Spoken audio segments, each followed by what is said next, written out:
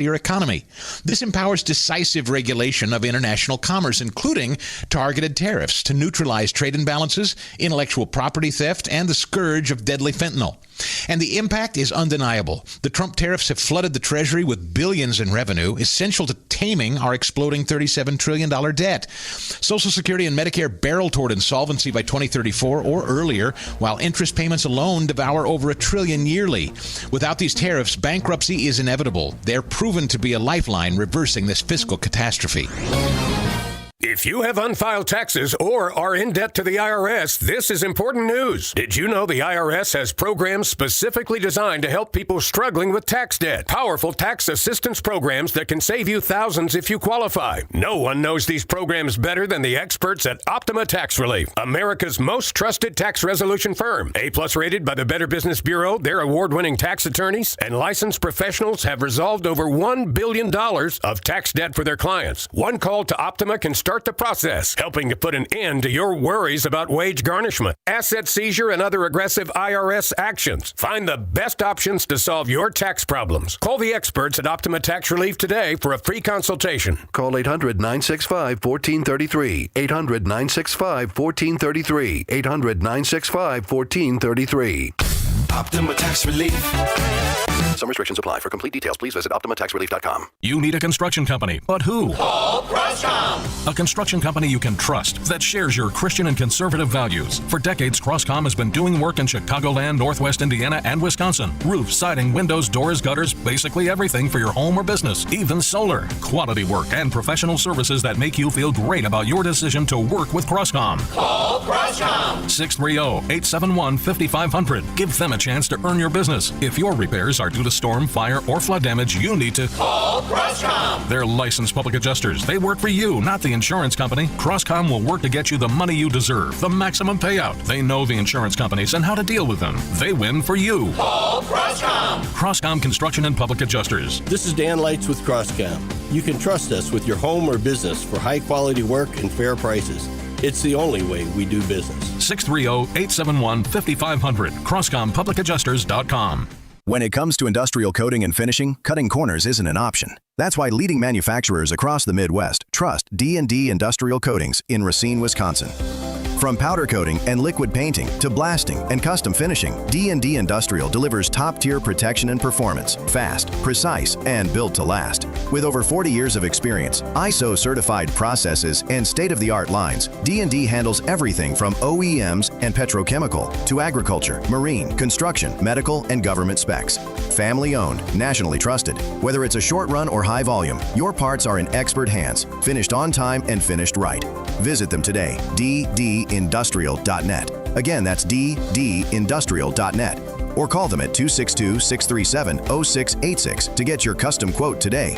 Again, that's 262-637-0686. D&D Industrial Coatings. Engineered to protect. Finished to impress. A large retail store just canceled a huge order, leaving MyPillow with a ton of extra MyPillows. But you know what? That's their loss and your gain. MyPillow is offering the Classic Collection for wholesale prices. Only $19.98 for a standard MyPillow. But it gets even better. For a limited time, they're going to offer the entire Classic Collection at wholesale prices. Get queen-size MyPillows for just $24.98. Upgrade to king size for only $29.98. Get the body pillows for $39.98. And the multi-use MyPillows for only $12.98. So go to MyPillow.com and use promo code LIBERTY or call 800-489-0201 to take advantage of wholesale pricing and receive $100 in free digital gifts when your order is $75 or more. That's right. Get the standard MyPillow for only $19.98. So go to MyPillow.com or call 800-489-0201 and use promo code LIBERTY. That number again is 800-489-0201. Promo code LIBERTY. Making the switch to a new communications and IT company may seem like a big ordeal, but if you're not getting the reliable support, consistent internet, and secure solutions your company needs, meet Access One, your local Chicagoland IT experts. Access One has been powering Chicago businesses with secure, reliable IT solutions for over 30 years from our headquarters right here in the West Loop. Whether it's VoIP phones, dedicated internet, managed cybersecurity, cloud backups, or 24/7 support, Access One is here for you. Serving thousands of companies from Naperville to the North Shore, Access One is Chicago-owned and Chicago-run, a trusted IT partner for law firms, clinics, tech startups to manufacturers. We'll make the switch easier than you think. Let's talk.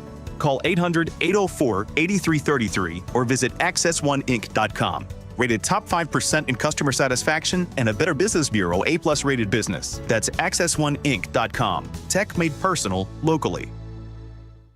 1 in 3 adults has prediabetes. 1 in 3. That means it could be you, your football buddy, your football buddy, or you, your best man, your worst man, you, your dog walker, your cat jogger. While 1 in 3 adults has prediabetes, with early diagnosis, prediabetes can be reversed. Take the risk test at doihaveprediabetes.org. That's doihaveprediabetes.org.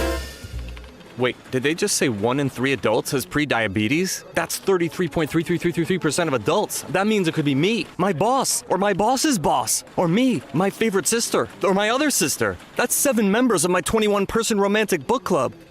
Wait, the 1 in 3 could be me, my karaoke partner Carol, or my karaoke enemy Jeff. I'm gonna take the risk test at doihaveprediabetes.org. Brought to you by the Ad Council and its Prediabetes Awareness Partners. Wake up and text. Text and eat. Text and catch the bus. Text and miss your stop. Wait. Text and be late to work. Sorry, I'm late. Text and work. Text and pretend to work. Text and act surprised when someone calls you out for not working. Who, me? Text and meet up with a friend you haven't seen in forever. Hi. Oh, hey. Text and complain that they're on their phone the whole time. Text and listen to them complain that you're on your phone the whole time. Text and whatever. But when you get behind the wheel, give your phone to a passenger. Put it in the glove box. Just don't text and drive. Visit StopTextsStopWrecks.org. A public service announcement brought to you by the National Highway Traffic Safety Administration and the Ad Council. 145 over 92. 180 over 111. 182 over 100. And I had a heart attack and a cardiac arrest. And then a stroke. Your blood pressure numbers could change your life. A lot of people don't understand, including myself, I didn't, now I do, the impact of having a stroke. My memory is shot. When I woke up, I couldn't speak. Lowering your high blood pressure could save you from a heart attack or stroke. If you've stopped your treatment plan, restart it or talk to your doctor about creating one that works better for you. Start taking the right steps at manageyourbp.org. It's a new life, but I'm going to make it better. I'm coming back. Ask your doctor, check your blood pressure. Brought to you by the American Heart Association, American Medical Association, and the Ad Council. I'll be here to hear what's on your mind. Kids want to share what's going on in their lives with the adults around them. Parents, grandparents, teachers, coaches, and more. They want to know you're listening, and they want to listen to you. They want your input and guidance, early and often, on all kinds of topics. When it comes to a serious subject like underage drinking, they want to know your expectations, as well as how and why as a young person they should avoid alcohol. How you talk about it will change as your child grows, but the important thing is to talk about it. Not just once for an hour when you think the time is right, but in 60 one-minute conversations and more that are part of your everyday talks. For more information about talking with your kids about underage use of alcohol and other drugs, visit underagedrinking.samhsa.gov. When you need me, I'll be by your side. When it comes to vaping, the truth can get clouded. So let's make it clear. Vaping is not safe for kids, teens, or young adults. It's just not. Because vaping can put microscopic particles into your lungs. And dangerous things like metals and volatile organic compounds into your body. And nicotine, the same highly addictive substance found in regular cigarettes. Nicotine can harm a person's brain development through their mid-20s. Affecting learning, memory, attention, and impulse control, and priming the brain for other addictions. Vaping products also come in kid-friendly flavors that can make them appealing to youth. And many kids also use other drugs, like marijuana, in vaping devices. With appealing flavors, high nicotine levels, and lots of promotion on social media, many kids think vaping is harmless, but it's not. So talk to your kids about the risks of vaping, because when you talk, they hear you. For more information, visit underagedrinking.samhsa.gov. We all have the ability to touch the lives of those around us. To someone going through a difficult time, a text, a call, or a visit can mean so much. Reach out to the veterans in your life today. Let them know they're not alone. One simple act can make all the difference. That's the power of one.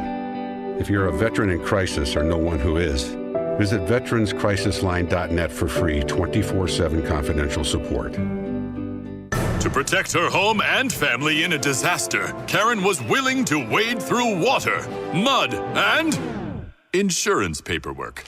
Yeah, I can do this. You go, Karen! By simply understanding and updating what her insurance covers and doesn't cover now, she'll be better prepared no matter when disaster strikes. Learn other simple ways to protect your home and family before a natural disaster at ready.gov. That's ready.gov. A message from FEMA and the Ad Council. Song again! Here's that song again! For the 100th time today, here's that song again. It's gonna be stuck in your head all day.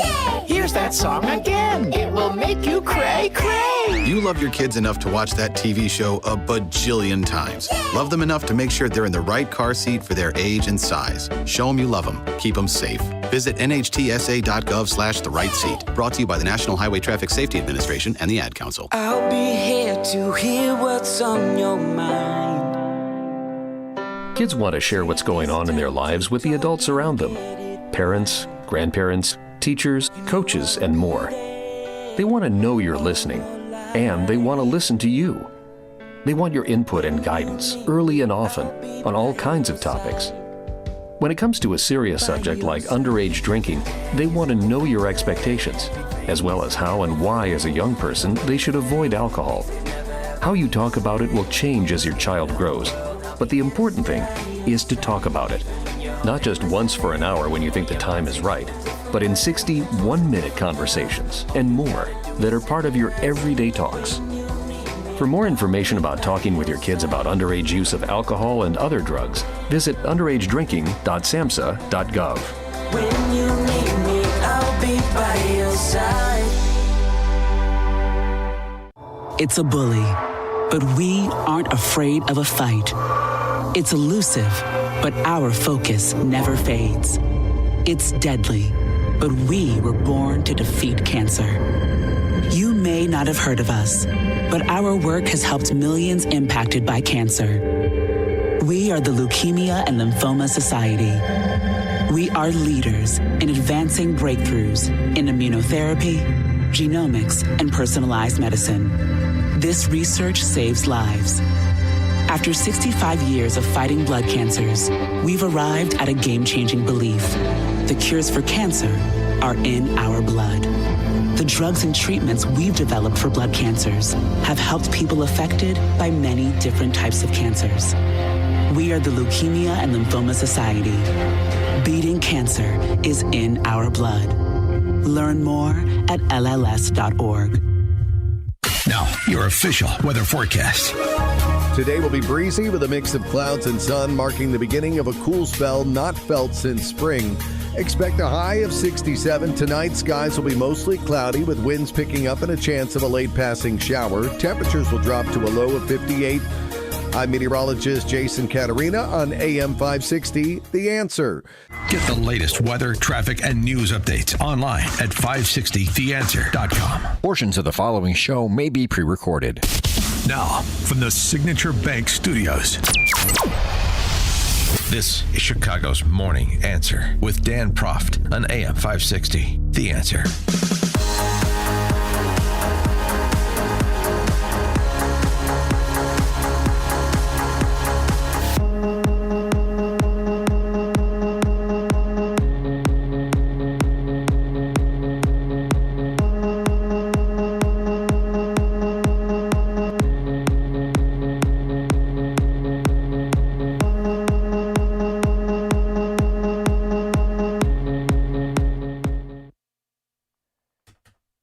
Top of the morning, Dan Proft here. Okay, there we go. Okay, so yesterday there was a press conference that was essentially sponsored by Representative Thomas Massey from Kentucky, Libertarian, Republican, and Ro Khanna of California, New Marxist. And there was much run-up to this, the renewed calls that there was going to be a real shoe that dropped this time, and that this was going to expose the Trump misdirection play here. You know, all of a sudden, after years of ignoring this, the New Marxists on Capitol Hill are suddenly interested in the Epstein story and the Epstein files and so forth. For example, little Ricky Garcia, who's Ro Khanna's colleague in the New Marxist Caucus from California, had this to say prior to yesterday's presser.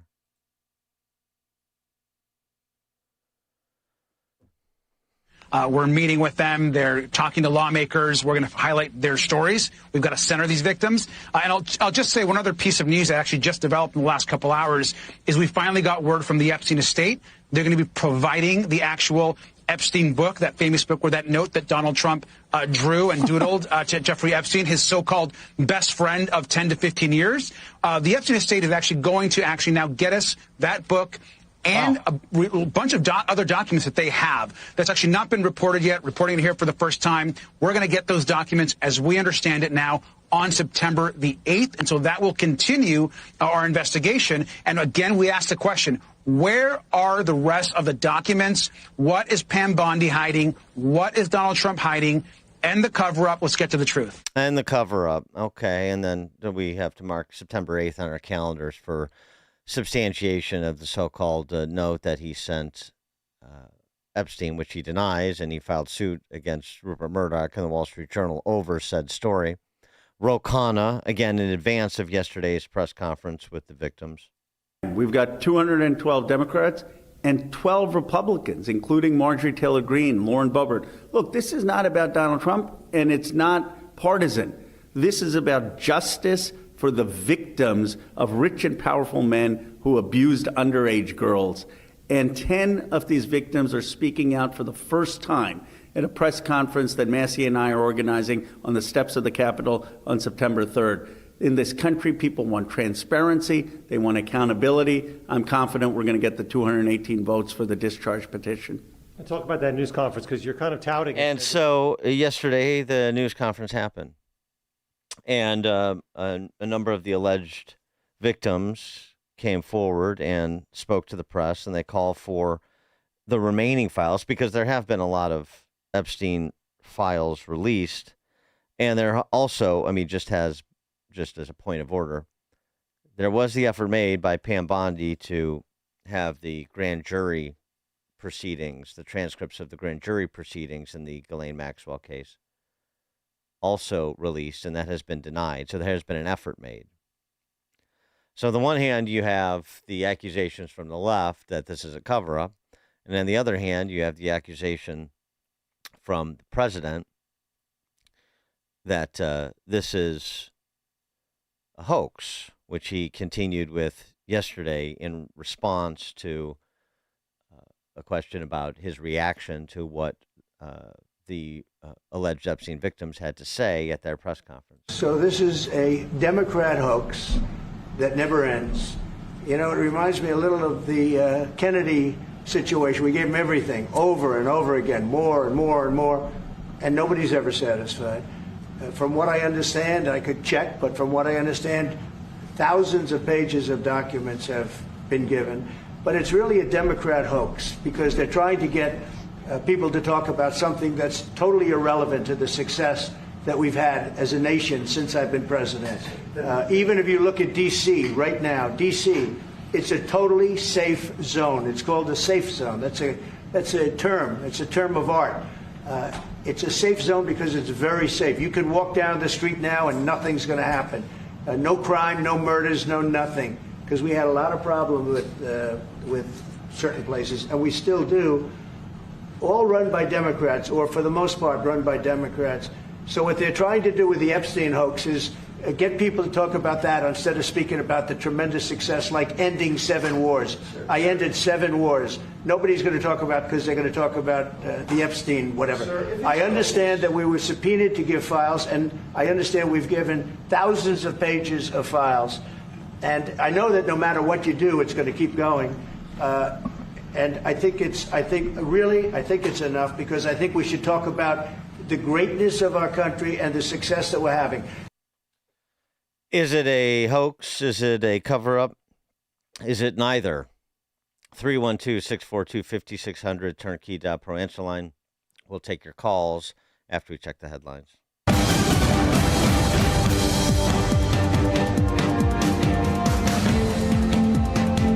Good morning. It's 52 degrees in Chicago in the AM 560 The Answer newsroom. I'm Nikki Whaley. Louisiana Governor Jeff Landry wants National Guardsmen to be sent to New Orleans as a way to crack down on crime. President Trump is open to the idea, telling reporters in the Oval Office on Wednesday that it would take 2 weeks and would be easier than D.C. So we're making a determination now. Do we go to Chicago, or do we go to a place like New Orleans, where we have a great governor, Jeff Landry, who wants us to come in and straighten out a very nice section of this country that's become quite tough, quite bad. Political analyst Dr. Ed Chervenak says he doesn't think many people see a need for troops in the Big Easy. It's not really about battling crime. It's just about appealing to the law and order crowd out there. He even questions the motivation behind a possible troop deployment in New Orleans. The president's numbers are pretty poor for his handling of the economy, his handling of tariffs, even his handling of immigration. And so this is a tactic to distract people from his poor performance in office. This report is sponsored by Blindster.com. What if they can guarantee the price of Bitcoin will be $1 million in 2030? Well, they can't. But they can guarantee you'll save a lot of money on blinds at their company, Blindster.com. Free samples, free shipping, and guaranteed to fit. Shop at Blindster.com today. Chicago's Morning Answer continues next, but now a check of your forecast from the National Weather Service. Your home is a valuable asset, and you want to take care of your home. From roofs, siding, windows, and doors to furnaces, flooring, landscaping, and much more. Listen to your go-to for all things home. It's Home Answers Radio every Sunday morning at 9. Presented by Lang Home Medical Equipment, Valdecast Windows and Doors, and by JeffBuysYourHouse.com. Get answers from industry experts so you can make informed decisions about your home improvement. Right here on AM 560, The Answer. Hi, I'm Ken Mariotti, owner of Woodland Windows and Doors, a third-generation family-owned business since 1969. We know you're bombarded by choices when shopping for new windows or doors, so we're inviting you to experience the Woodland difference. For decades, we have been transforming living spaces with Marvin Windows, a fifth-generation family business. Marvin replacement windows have been known to increase the warmth of your cold rooms by 10 degrees. Think about that, 10 degrees warmer. When you welcome Woodland into your home, you will get a product expert to transform your living spaces, full-time, dedicated professional installers that you can trust in your home, along with the best products like Marvin. These are the reasons we're proud of our 5-star reviews and family legacy. No gimmicks, no pressure, and upfront pricing are why Woodland Windows and Doors is your trusted window and door expert in Chicagoland. Visit woodlandwindows.com to book your free in-home expert consultation. That's woodlandwindows.com, or stop by our showroom at the corner of Lake and Geary in Roselle. I'm alpine skier Michaela Schifrin. I've won the most World Cup ski races in history. But what does success mean to me? Success means discipline. It's teamwork. It's the drive and passion inside of us, and it's why Stifel is one of the fastest growing global wealth management firms in the country. If you're looking for success, surround yourself with the people who will get you there. If you're an advisor or investor, choose Stifel, where success meets success. Stifel Nicholas and Company Incorporated, member SIPC and NYSE. Past performance is no indication of future results. Investing involves risk. Consult a financial advisor before making any investment decisions. Salem News Channel is America's fastest growing conservative TV network. It's an absolute crazy day. Home to the largest lineup of free speech champions anywhere. Delivering in-depth insight and unapologetic opinion on today's biggest news stories. Americans aren't going to put up with this anymore. SNC brings you the news that matters, told with integrity and clarity. Watch Salem News Channel free 24/7 on your television. Stream now on Pluto TV. If you want thick, healthy, gorgeous hair, then you need Hair Volume from New Nordic. Available online at Amazon and newnordicusa.com or in the hair care aisle at your local CVS. Now, your official weather forecast. Today will be breezy with a mix of clouds and sun, marking the start of a cool spell not felt since spring. Expect a high of 67. Tonight turns mostly cloudy and increasingly windy with a chance of a passing shower late. Temperatures will drop to a low of 58. I'm meteorologist Jason Caterina on AM 560, The Answer. Get the latest weather, traffic, and news updates online at 560theanswer.com. This hourly segment is brought to you by Health Quest Radio with Dr. David Kolbaba. Saturday mornings at 11. Visit healthquestradio.com. Now, from the Signature Bank Studios.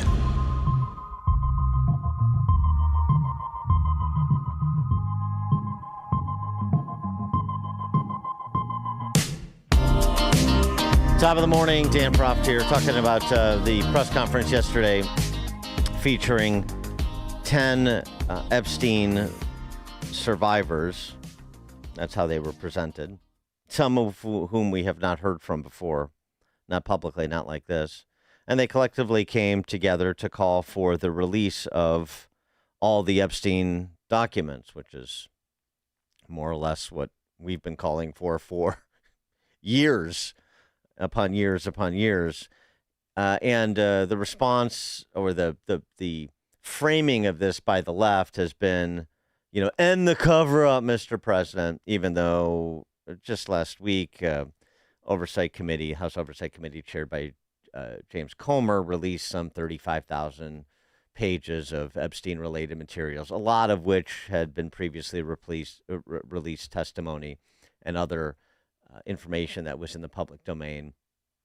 And despite the fact that Pam Bondi, as I mentioned, did, at the behest of Trump, go to court to try to get the grand jury transcripts unsealed, and has been unsuccessful so far. She can petition the court. The court has to agree, and if the court doesn't agree, she has to appeal that until she exhausts her appeals. So there's a process, and it's being pursued.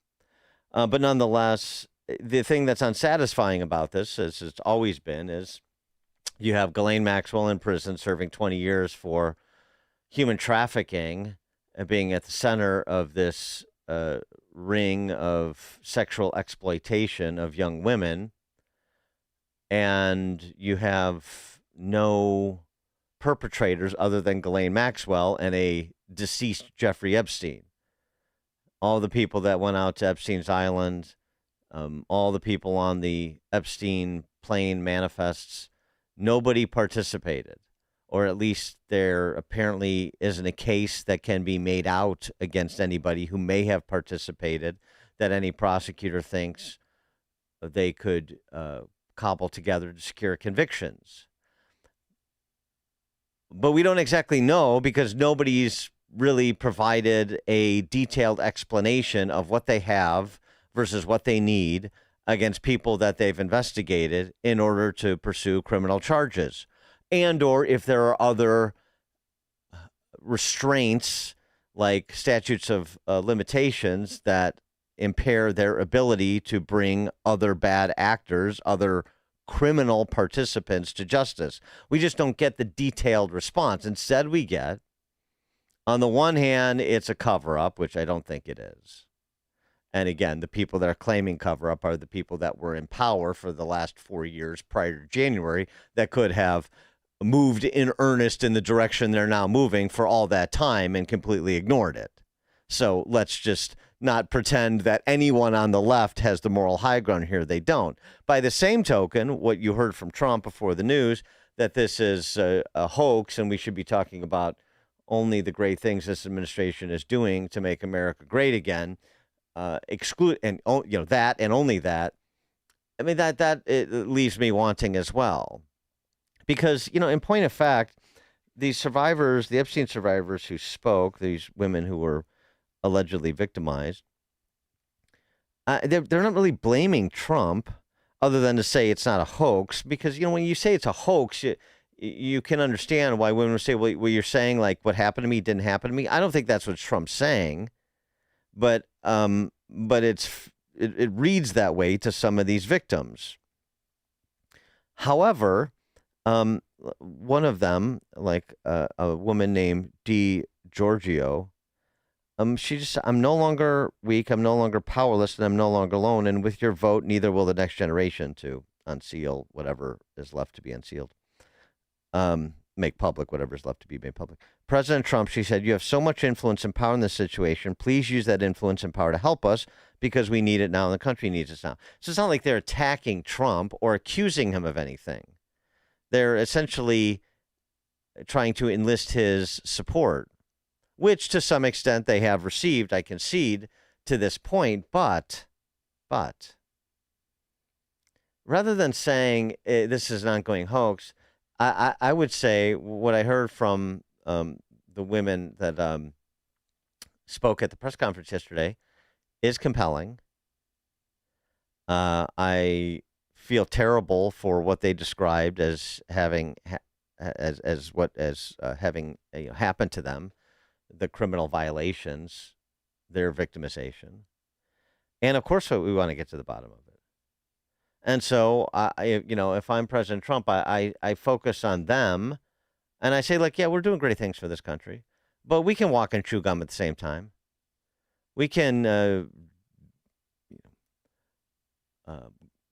create an environment for capital formation and business and business creation, and get people working again and making money, and reduce the cost of energy, and make America safer again, and make America healthier again, and all the corollaries to MAGA. We can do all that, and we can tackle this case.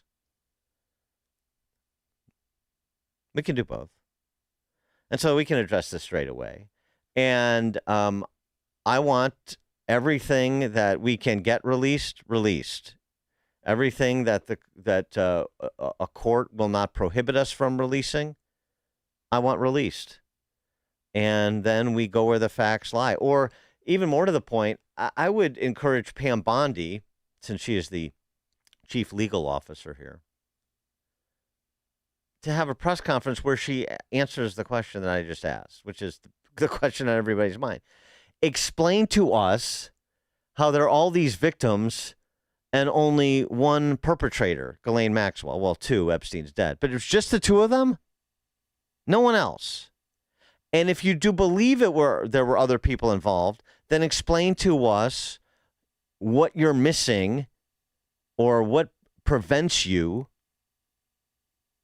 from pursuing criminal cases against the people you believe participated in illicit acts facilitated by Epstein and Maxwell. What is so complicated about answering that question? Shantae Davis spoke, another one of the victims. Epstein surrounded himself, with the most powerful leaders of our country and the world. He abused not only me, but countless others, and everyone seemed to look away. The truth is, Epstein had a free pass. He bragged about his powerful friends, including our current president, Donald Trump. It was his biggest brag, actually. And while what I endured will haunt me forever, I live every day with PTSD. I live as a mother trying to raise my child while distrusting a world that has betrayed me. This kind of trauma never leaves you. It breaks families apart. It shapes the way we see everyone around us. But one thing is certain, unless we learn from this history, monsters like Epstein will rise again. There are files, government files, that hold the truth about Epstein, who he knew, who owed him, who protected him, and why he was allowed to operate for so long without consequence. Why was Maxwell the only one held accountable when so many others played a role? Why does the government hide this information from the public? This secrecy is not protection, it's complicity. And as long as the truth is buried, justice will remain out of reach. That is why this bill matters. Passing it will, bless you, ensure that the suffering of survivors is not in vain. Passing it will bring accountability, transparency, and prevention. It will help protect the next generation of predators who seek to place themselves above the law through wealth, influence, and connections. This is not just my story. It is about every survivor who carries invisible scars. It's about the weight we live with daily. It is about the families broken and the futures stolen. So I ask you, President Trump and members of Congress, why do we continue to cover up sexual abuse and assault? Who are we covering for? Let the public know the truth. We cannot heal without justice. We cannot protect the future if we refuse to confront the past. Thank you. So what do you have to say to Shantae Davies? Is that what you want to do? You want to just be in the one camp or the other, cover up or hoax? I think what you want to do is stand firmly with these women and ask reasonable questions and have an expectation that you get reasonable answers from people you have put in positions of trust and power. The president, the attorney general, for starters. That's what I think. 312-642-5600, turnkey.pro, answer line. Craig, Gulf Shores. How are you? Good. I haven't talked to you in a couple of years. I just want to check in. I've been gone about 6 months now, so I'm like looking at this, watching popcorn and all this stuff in Chicago, and this Epstein thing. Like, I just think like it's kind of weird, Mr. Prof, that like, not that like there's something covered up. You know what I mean? Like, why is this guy so important? Where like everything is denied. I mean, he's not Kennedy. He's not. You know, he didn't. If he had to be an operative or something, I mean, it just like, and I don't believe any of these women just came out like automatically or like or victims, because you don't know, they have big questions and all that stuff. But like, this whole situation just looks dirty, and I don't know why. That's just my opinion. Yeah. And so I don't understand why it's just not like just why is it so secret? I mean, he's just supposed to be a regular guy, right? Obviously, he's not. Thanks for the call, Craig. Well, right, and the lack. I mean, I've said this ad nauseum, so I apologize for repeating. But since this story just repeats itself in terms of its inadequacy, I need to repeat my response to the inadequacy, which is we are unsatisfied by the explanation that's been provided. And so what fills the void? Foundation-free conspiracy theories. Who knows? Maybe one of them would turn out to be true. I don't think that he was a Mossad agent, and there's no evidence of that. I don't think Trump is implicated, and there's no evidence of that. And actually the logic of that assertion or insinuation, which is coming from the left, is belied by what I said earlier, which is they had all this time and opportunity, and they didn't want to, muddy Trump up with accusations that he had engaged in criminal conduct at the facilitation of Epstein. It seems pretty implausible. Kicked Epstein out of Mar-a-Lago, all of the other circumstantial factoids that we know. But again, Ghislaine Maxwell, it's very simple, in the sense that Ghislaine Maxwell is serving 20 years for human trafficking. Who did she human traffic and to whom? Come on. And if you know or you have suspicion, but you can't make out a case, there could be a plausible explanation for that. We don't have people that will talk. We don't have enough credible witnesses, although it seems like you have people who would talk. They were at that press conference yesterday. It seems like there's credibility there. So, you have to explain. This is too high profile. There are too many wealthy and powerful people that are on the margins of this story, and maybe more than marginal players, we don't know, that you can't just call it a hoax and walk away. I'm sorry. And that's not to say it's a cover-up. I'm not in either camp. And it's also not to say we should just recklessly publish any name or any accusation, because I don't want to get into a Ray Donovan thing either. You know, Reagan's former labor secretary indicted on corruption charges, acquitted, and famously said on the courthouse steps after his acquittal, "Now where do I go to get my reputation back?" I mean, right. So anybody accused in this case is going to have this cloud over them. So I'm wary of that too, and concerned about that as well. I don't like people getting slimed without basis. So this is where an attorney general steps in and provides a thoughtful legal explanation for everything that's transpired and why we are in this place we're at right now, and takes questions. Corey and Woodlawn. Hey, thanks for taking the call, Dan. You know, this Bear Stearns money manager, this has been going on for decades. He ran to France. Someone convinced him to come back. He did 18 months in jail for a sexual assault. Yeah. And now this man is back in the news. I really think the only reason why he's in the news is because Trump is quasi-associated with him, and they're really trying to bring this guy down by using his name constantly for the Epstein. Because if these are real victims, go into court, file your motions. You know who your perps are. Bring those perps to justice that way. Why are you constantly going to Congress saying to release all the files? Sue these individuals in court. The one lady that I respect the most is the one that went to the police station with his Weinstein. She filed her case. They got him that way. This is how you get people. Don't just go to Congress and say, hey, release the tapes. File your charges against the perps and let your day be had in court. Thanks for the call, Corey. Well, that's fair. And it is curious. I mean, one of the questions I would have for the victims that had the press conference yesterday, why didn't you, if you know who the people who violated you are, person or people, then why did you go to the police? And if you didn't, I can understand that to some extent. But now, some years removed, did you seek legal counsel to perhaps at least file a civil suit? I mean, you know, there's so much that is opaque about this story, including the fact that it's taken this long to put together a group of victims that are actually willing to stand and deliver in public. Now, I understand you start making accusations against wealthy and powerful people.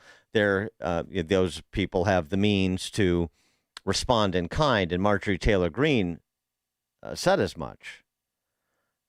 So it is not without peril.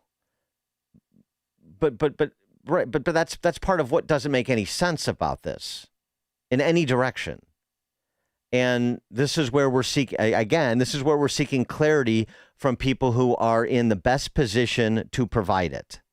And I don't think that's too much to ask. And you don't have to have all the answers. If there's an obvious question, like some that have been asked, and you don't have the answer, it's okay to say, I don't know. It's a good question. I don't know. It befuddles us too, as you said, Corey. I mean, this has been almost 2 decades, at least that we know, going back to West Palm Beach and the prosecution that was referenced. So I'm sure whatever nefarious activity was taking place started well before then. But the fact that this is hung around for so long doesn't mean that it should now be summarily ignored. I mean, the Unabomber got away with acts of domestic terrorism for a long time too before he was caught.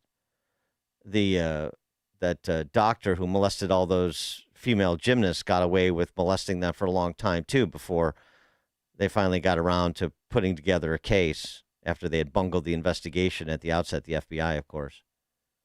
So because this has been around for a while, and one of the reasons it has been around for a while is because the outcome is so unsatisfying. And the explanation for the outcome is so incomplete. By the way, just on Marjorie Taylor Greene, I mean, so now this is coming from inside MAGA world. Marjorie Taylor Greene was at the press conference, and she threw the gauntlet down. As you're questioning, why can't they just name the names? What you don't realize is they just told their stories of being raped and being abused, being victimized, being manipulated, being coerced, and basically held in a prison of captivity of sexual abuse while they were young teenagers and extremely young, vulnerable women. And in Jeffrey Epstein's home and the places they went with him, they saw the most powerful people in the world in his pictures, and they saw him with those people. Can you imagine how terrifying it would be to name names like that?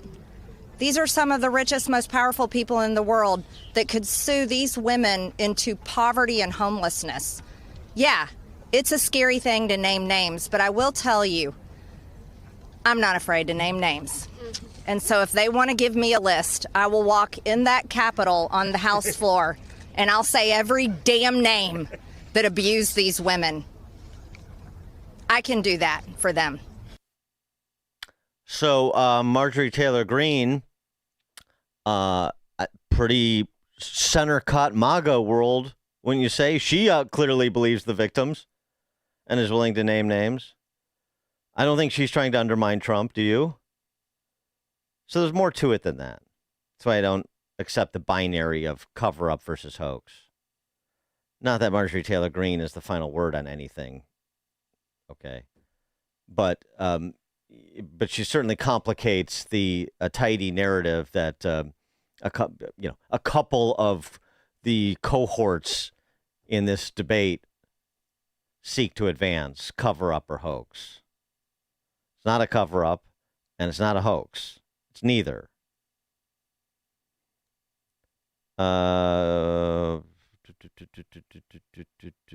Greg in Jefferson Park. Hey, good morning, Dan. You know, this thing stinks to high heaven. And one of the things that really bothers me about this is this Ghislaine, whatever the hell her name is, Maxwell, is now in like a minimum security, you know, the kind of place where you go when you, embezzle $200 and they put you in jail for 6 weeks.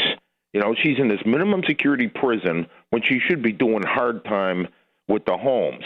But in addition to that, I mean, you know, all these women, and I seriously hope that all these women who were there testifying yesterday or talking gave Marjorie MTG a list of names in case they get whacked.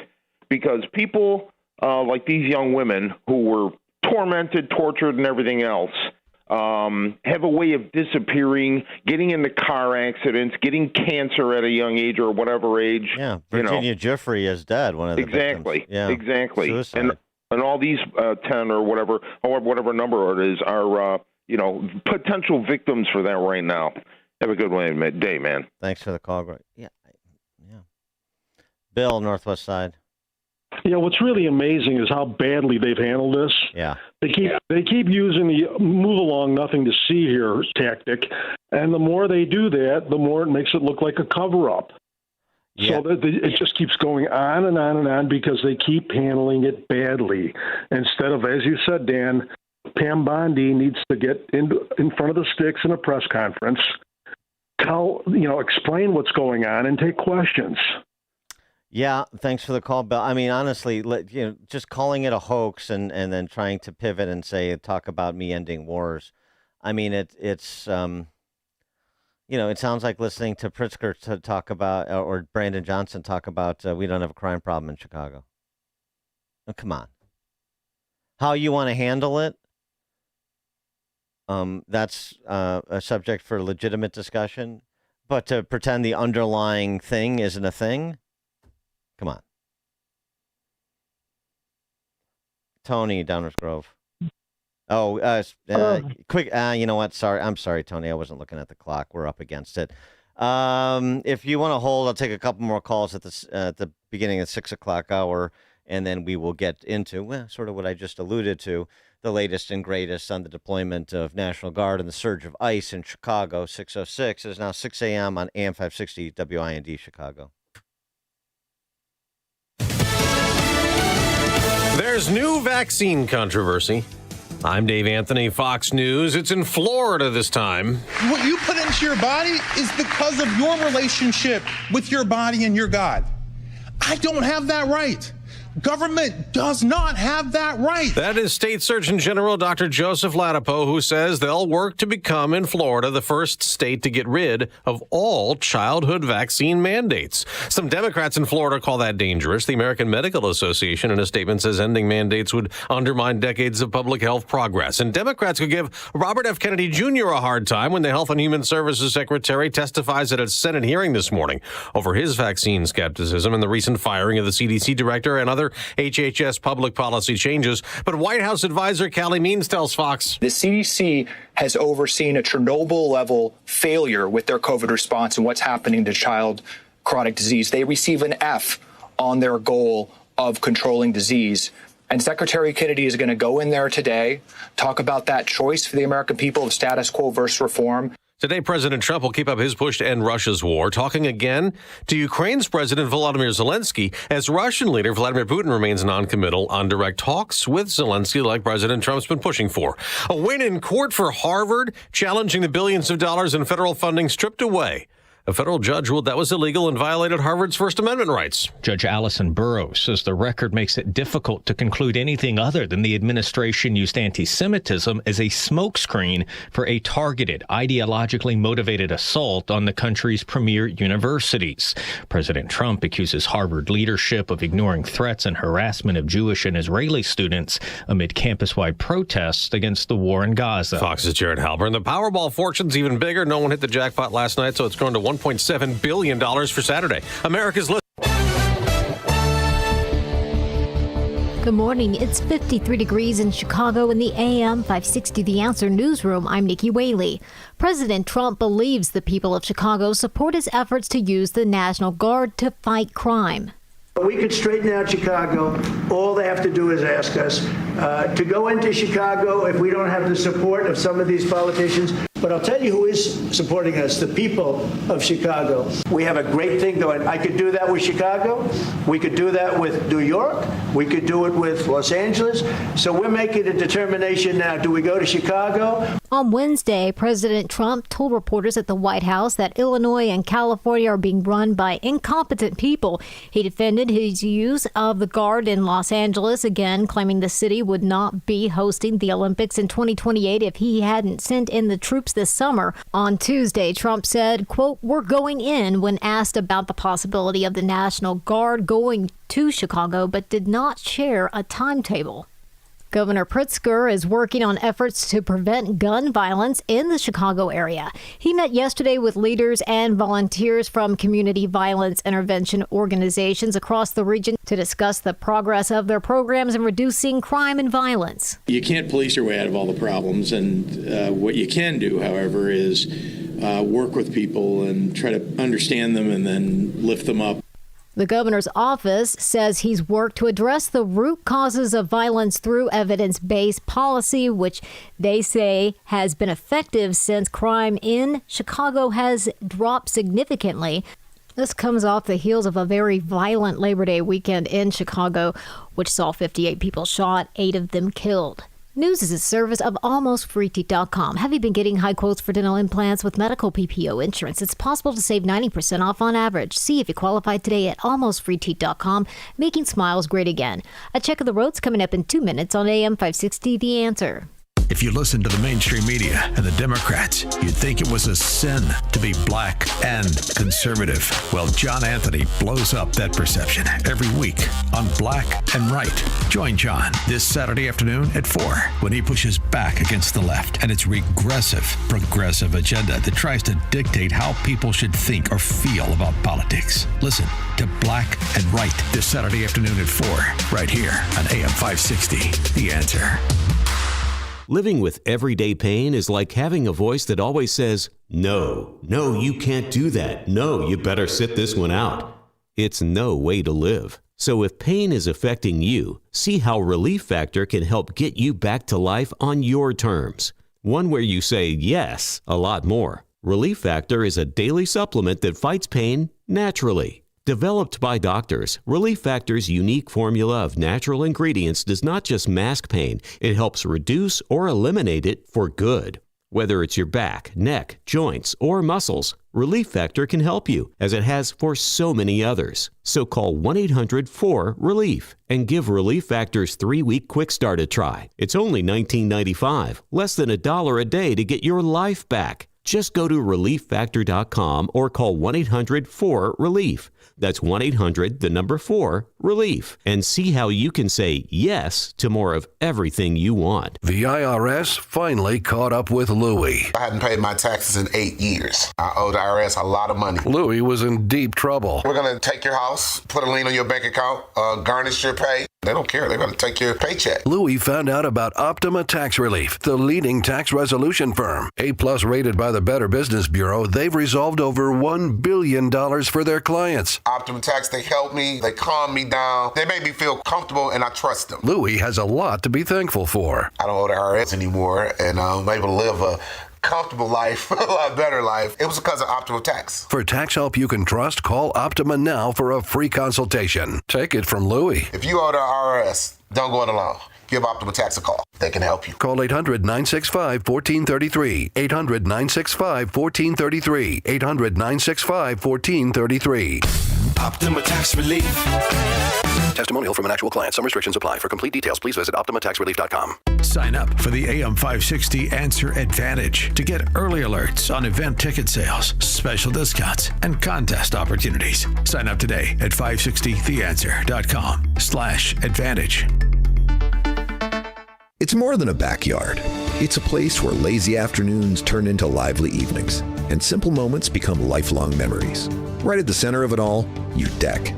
The stage for your best moments in everyday magic. But the outdoors can be tough on wood. Fading colors, weathered boards, and hidden damage creeping in. That's why homeowners across Chicagoland trust Deck Tech. For over 35 years, they've specialized in cleaning, restoring, and protecting decks, keeping them strong, stunning, and ready for every season. Deck Tech now offers 0% financing options for 21 months. Give that special someone the break they deserve with a Deck Tech gift card. Call 800-956-DECK today or visit restoreyourdeck.com. Deck Tech, helping Chicagoland homeowners enjoy the great outdoors for over 35 years. Enjoy your deck all season long with Deck Tech, the clean and seal professionals. 1-800-956-DECK. Call Deck Tech. Gain insight into building strong marriages and raising godly children with Focus on the Family with Jim Daly each weekday at 11:30 a.m. on our sister station, AM 1160. Hope for your life.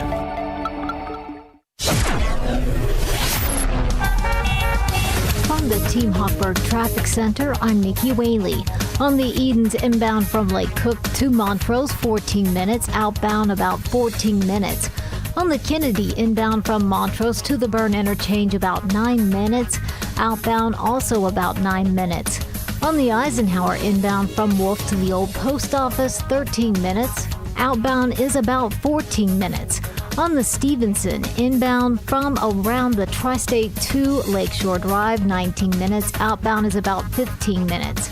And on the Dan Ryan inbound from 95th to the Burn Interchange, about 15 minutes. Outbound, 10 minutes. Traffic is the service of Fox Valley Coins. No waiting, no problems, no charge for in-store verbal appraisals. Bring your gold or silver in today. FoxValleyCoins.com. Chicago's Morning Answer continues next, but now a check of your forecast from the National Weather Service. Today will be breezy with a mix of clouds and sun, marking the beginning of a cool spell not felt since spring. Expect a high of 67. Tonight, skies will be mostly cloudy with winds picking up and a chance of a late passing shower. Temperatures will drop to a low of 58. I'm meteorologist Jason Caterina on AM 560, The Answer. Get the latest weather, traffic, and news updates online at 560theanswer.com. This hourly segment is brought to you by In the Know with Craig Bolanos, powered by VestGen Wealth Partners, Sunday morning at 10 on AM 560 The Answer. Now, from the Signature Bank Studios, this is Chicago's Morning Answer with Dan Proft on AM 560 The Answer.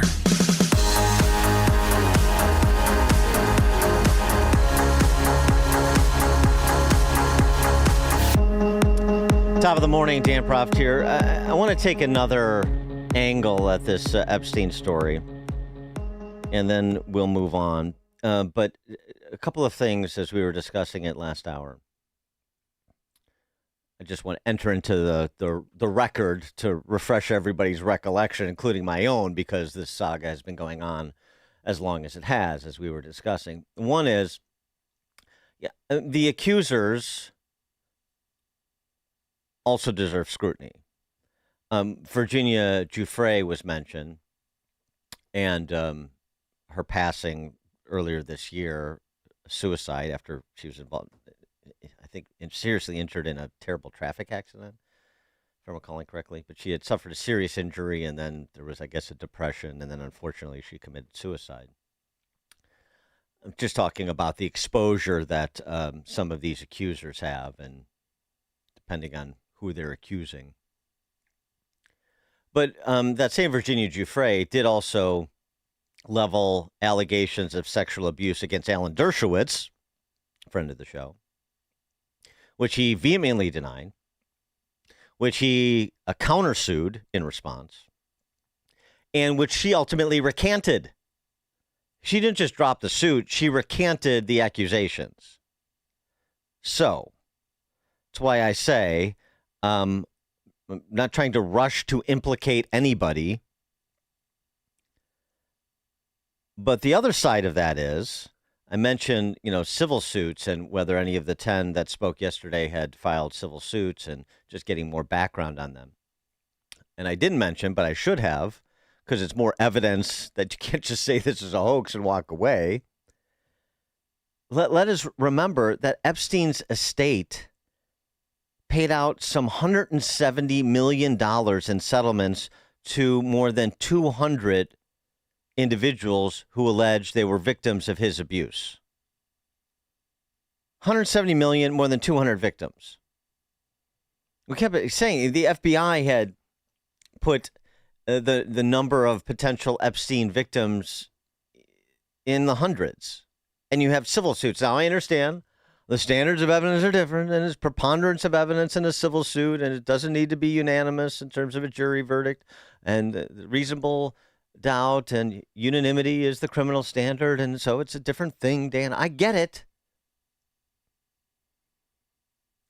But given those payouts, the aggregate dollar amount and the number of them, to just say it's a hoax,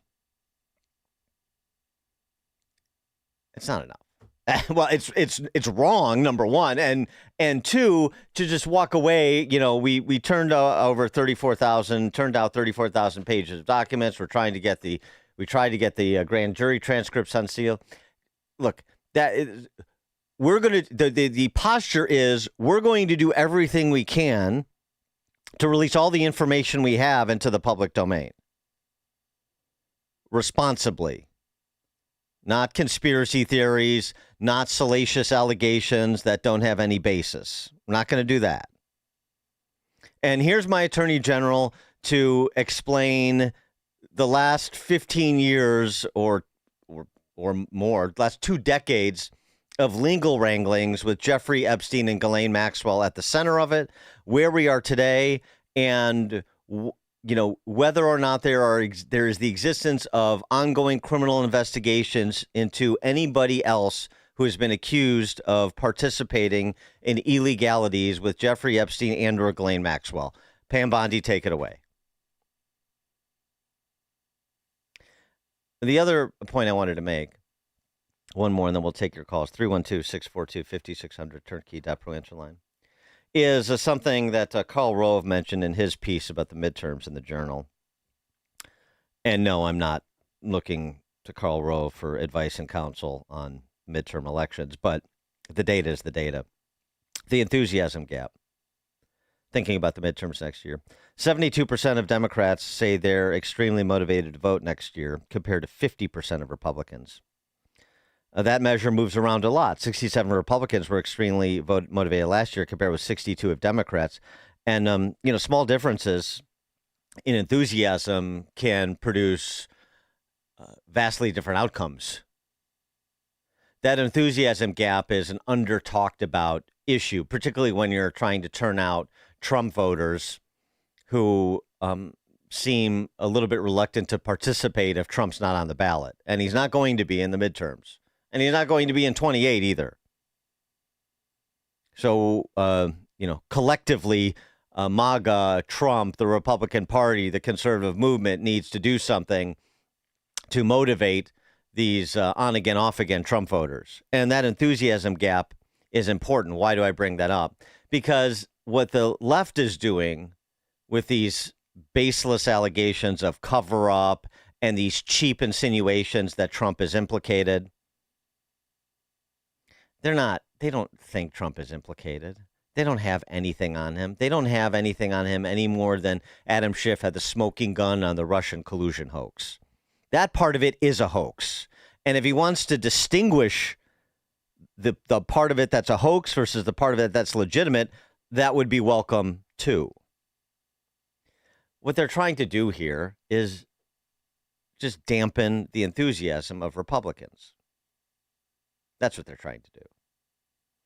This is going nowhere as it pertains to Trump, except as it relates to his prospects for midterm elections and GOP control of the chambers, and that enthusiasm gap. People get turned off, they get frustrated, they get exasperated, they throw up their hands, a pox on both their houses, or I can't believe this is happening, or I can't believe this is not happening, and I'm just not going to participate. It's a problem.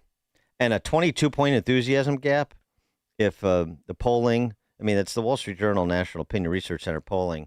That's a big gap, and it's a big problem. A long time between now and next November, I got it. But we should be pretty enthusiastic about Trump and Johnson and Thune, as opposed to Kamala and Schumer and Hakeem Jeffries. Don't you think? I do. And we should be pretty enthusiastic about it, about the effort to maintain that power structure.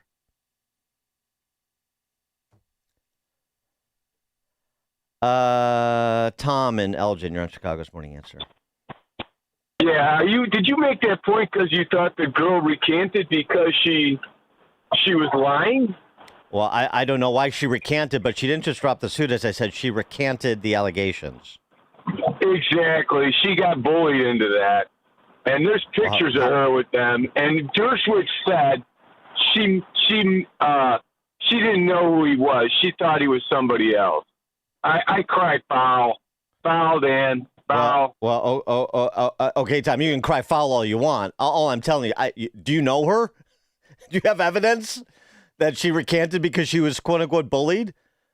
Dershowitz has a legal right to protect his reputation if he believes he is being defamed. And as I said, she didn't just drop the suit. Let's just both walk away from this because I don't want to engage in a legal battle with you. Recanted the allegations. That's a different thing. So all I know is what happened. Why it happened? Supposition. Prove it. Russ in Palos Heights. Two issues, Dan. Thanks for taking my call. There seems to be an international flavor here, particularly since you think about Prince Andrew having been identified as one of the participants and being taken apart by his own government. Yeah. So there may be other parties. The other thing is, it seems to me that with Clinton having been identified as participating for 29 times, or at least on the manifest of the airplanes, he's also being protected. Well, perhaps. But that's what I'm saying. All of this is shrouded in suspicions and innuendo and circumstance. So this is where, like, someone with the power of the Department of Justice behind them gets as close to the bottom of this as we can and is as transparent as she can be. Right?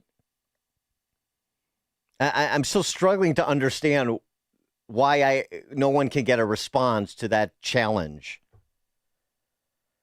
or specific performance, even better. Tony, Downers Grove. The irony of MTG carrying the flag. Yeah. That's interesting. Yeah. Well, Dan, you said that the enthusiasm, the goal is to suppress the enthusiasm of Republicans. Actually, it's also to heighten the enthusiasm of Democrats. And Trump, you're right, this isn't a hoax. This is, believe all women, but then which women? But it doesn't matter what Trump and his administration do. And I hope they go on, and I hope they say we're going to release every file. I hope they release every file. But the issue is they don't, we care, but the we who's not going to be satisfied is the same people that went through the whole Russian gate. And this is just going to continue until until the end of his term. This is what we're going to hear about. It's never going to go away, because when they do release everything, then we're going to hear that they doctored the evidence. That's what we're going to hear next. So I'm just going to sit back. I'm going to watch. And meanwhile, I'm going to go to FanDuel or somewhere else and see how many cases are going to go to the Supreme Court and see if there's going to be odds on this for everything else that's happening. So we'll see. Thanks for the call, Tony. You say, well, you're dampening the enthusiasm by talking about this. No, I mean, it's going to get talked about. It's going to get pressed. And if Trump and the administration and Bondi had handled this better from the outset, we would be in a better position. And for them to stick with this line, even though they've moved in terms of their position by the actions they've taken and with the help of the House Oversight Committee to get documents released, to pursue those grand jury transcripts, which is all good. The approach they're taking is dampening the enthusiasm because independent-minded, reasonable people who happen to be conservatives or center-right are thinking the same things that I'm thinking and that you're thinking and that we've heard from callers. And that's what dampens enthusiasm. It's a little bit different on within the conservative ranks than it is for the apparatchiks on the other side. We demand specific performance. We demand illustrations of competence and accomplishment. We're not just along for the ride. Frank, Board of Trade. Hadn't this dog been sleeping quite nicely before Bongino stuck his nose into this defaming Bondi in the process? In fact, I haven't heard a word about him since that Friday where he failed to come to work. So, maybe somebody's disappeared him. I don't think he's been disappeared, Frank, but that certainly ratcheted up the expectations, didn't it?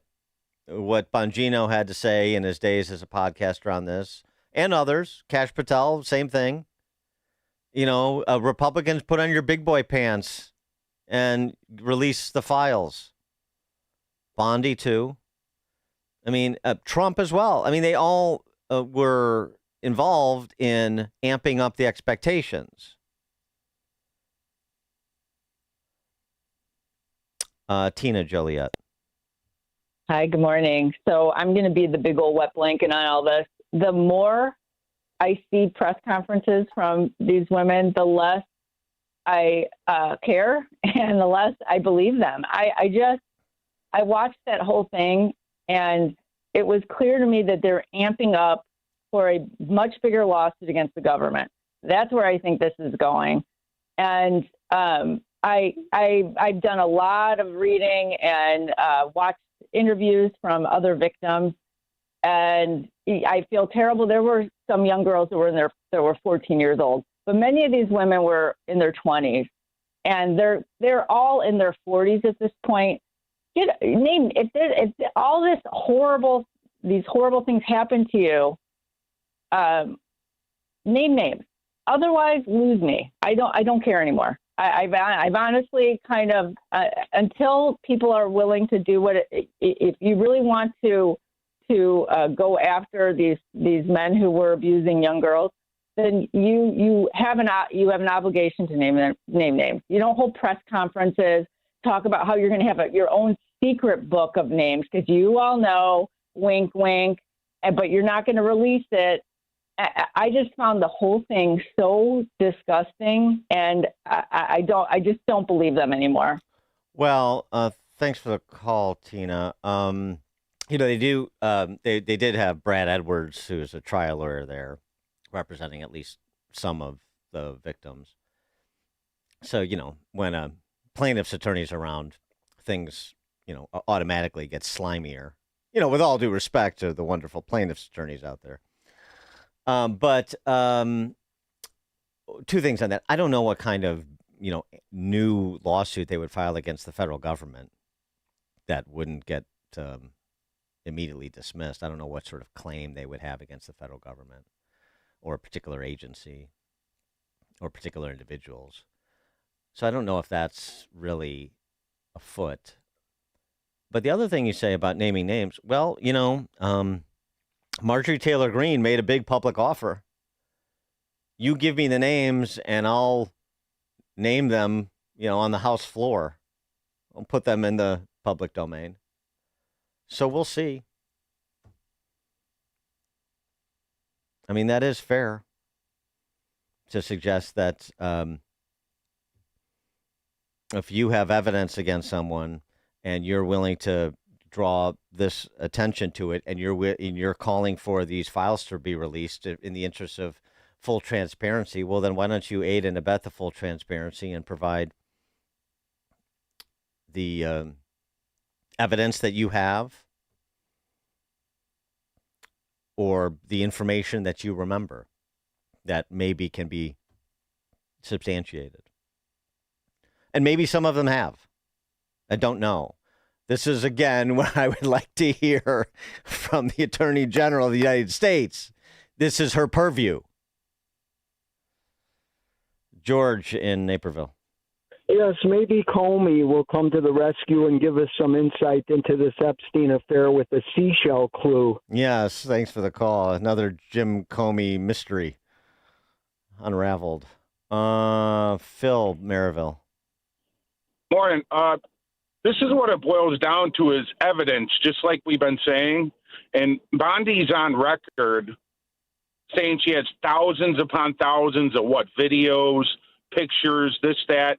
The government has stuff on people, whether they're big wigs in government or corporations or they're no-name regular people, and no one's getting locked up. I call BS on all this. It's obvious with all that evidence that Bondi says they have. And, if Prince Andrew was involved and they know for sure, why isn't that guy locked up? I mean, this thing got me all heated. I call BS on it all. Thanks, guys. Well, okay. Robert, Bloomingdale. Good morning. Well, I see this as a cover-up because when you look at these people that were on this lead. Oh, sorry, Robert. I didn't mean to cut you off there. That was an accident. You do look at it as a cover-up. Well, but okay, if you're going to say cover-up, who specifically is covering up what and why? It's a cover-up. It's a hoax. Okay, give me more. Lay out the case. Make an actual argument from beginning to end. You don't just get to top line it. It's a hoax. It's a cover-up. It's a hoax. It's a cover-up. Come on. It's so lazy. Tim in Woodstock. Hi, good morning, Dan. Yeah, it's such a bad play to be using the word hoax in regard to this. I mean, there was a genuine hoax that he was involved in, which, the Russiagate, it was shown that there was nothing there. And it was real, and you're really cheapening the word by overusing it here. But what I wanted to say, too, was I think he's missing an opportunity to be transparent about this, to aggressively pursue credible allegations where they exist, and then use that in a way of contrasting yourself to your predecessor. I don't understand why he's not comparing it to the lack of what was done under Biden. Exactly. Thanks for the call, Tim. That's a good point.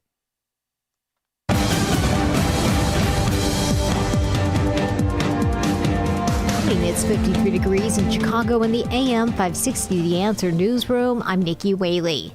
Secretary of Defense Pete Hegseth is indicating that a recent military strike won't be enough to stop drug traffickers in the Caribbean. Hegseth's comments come after the Trump administration touted a military strike that took out a drug vessel departing from Venezuela and killed 11 alleged traffickers. The defense secretary warned that anyone else trafficking in those waters known to be a designated narco-terrorist will face the same fate. The Trump administration has also increased the military's presence in the Caribbean. I'm Brian Shook. President Trump believes that will avoid a government shutdown. The annual spending battle is underway in Congress to avoid a shutdown on September 30th. Speaking from the Oval Office Wednesday, Trump says he's confident all Republicans will vote yes on at least a temporary spending bill while the larger budget gets worked out. I think the Republicans will vote for an extension. We won't have any Democrat votes. We could give the greatest budget ever. Tax cut of 50%, everybody taken care of. Perfect for women, perfect for men, perfect for minorities, perfect for everything, and we wouldn't get one vote for the Democrats because they've lost their mind. They are so deranged. They have Trump derangement syndrome. The president went on to say that Democrats will vote against anything he wants to achieve. News is a service of AlmostFreeTeeth.com. Have you been getting high quotes for dental implants with medical PPO insurance? It's possible to save 90% off on average. See if you qualify today at AlmostFreeTeeth.com, making smiles great again. A check of the roads coming up in 2 minutes on AM 560 The Answer. Unreadable, inconsistent part marking is more than a nuisance. It's a liability. When your part marks fade, your quality and credibility also fade. GT Schmidt helps manufacturers leave a permanent mark on their products. Laser, dot peen, scribe, and roll marking systems. Our machines engrave everything from serial numbers, date codes, certification marks, barcodes, 2D matrices, and logos on metal, plastic, anodized coatings, and more. GT Schmidt laser systems provide high speed, versatility, and durability with non-contact precision. Harsh environment, rugged parts? GT Schmidt pin markers produce deep, reliable marks. Parts small or large, flat or round, we engineer systems to your specific application. GT Schmidt, the name for dependable part identification and traceability, setting the standard since 1895. Right now, save 10% off standard GeoMark Pro lasers and standard Styliner pin markers. Visit gtschmidt.com for the marking machine that's right for you. Made in the USA. GT Schmidt, your mark made to last. At Air Right Heating and Cooling, we know there's never a good time to be without AC in Chicagoland. If you can't remember the last time your AC was inspected, don't wait for it to fail during a heat wave. Get peace of mind by having Air Right take a look. Plus, AM 560 listeners get $56 off any service. Visit Air Right Heating and Cooling today at air-right.com. That's AIR-RITE.com. Air Right Heating and Cooling. Doing it right since 1959. Want to see if you could pay less in taxes? Try the quick and easy tax calculator at willsave.com. Yes, a free tax calculator. That's WILSAVE.com. Calculate how you could keep more of your hard-earned money and give less to Uncle Sam, especially in retirement. Get your free tax analysis today at willsave.com. And don't forget to tune in to Protecting Your Assets with Steve Shyman every Saturday morning at 8, right here on AM 560, The Answer. Ross Shaw talks about building income in retirement. You know, you can actually structure it in a way to have that $4,000 a month coming in the door every single month. So you don't have to look at the stock ticker and say, oh, the stock market's up today, stock market's down. You still got that $4,000 a month, and having that opportunity to take the vacations and do all the fun things in retirement that you always dreamed to do. Unleash your wealth, Saturday at 7 a.m. and 2 p.m. on AM 560, The Answer. Are you looking to hire? ZipRecruiter finds the best candidate for your job fast. Try ZipRecruiter for free at ZipRecruiter.com/free. ZipRecruiter.com/free. From the Tim Hoffberg Traffic Center, I'm Nikki Whaley. On the Edens inbound from Lake Cook to Montrose, 17 minutes. Outbound, 14 minutes. On the Kennedy inbound from Montrose to the Burn Interchange, 22 minutes. Outbound is still about 10 minutes. On the Eisenhower inbound from Wolf to the Old Post Office, 23 minutes. Outbound, 15 minutes. On the Stevenson inbound from the Tri-State to Lakeshore Drive, 26 minutes. Outbound is about 16 minutes. This report is sponsored by Discover. Guess what? Discover's accepted at 99% of places that take credit cards nationwide. You heard right, 99%. If you don't think so, maybe it's time to face facts. You're stuck in the past. Based on the February 2024 Nielsen report. Learn more at discover.com/credit card. Chicago's Morning Answer continues next, but now a check of your forecast from the National Weather Service. Today will be breezy with a mix of clouds and sun, marking the start of a cool spell not felt since spring. Expect a high of 67. Tonight turns mostly cloudy and increasingly windy with a chance of a passing shower late. Temperatures will drop to a low of 58. I'm meteorologist Jason Caterina on AM 560, The Answer. Get the latest weather, traffic, and news updates online at 560theanswer.com. Now, from the Signature Bank Studios.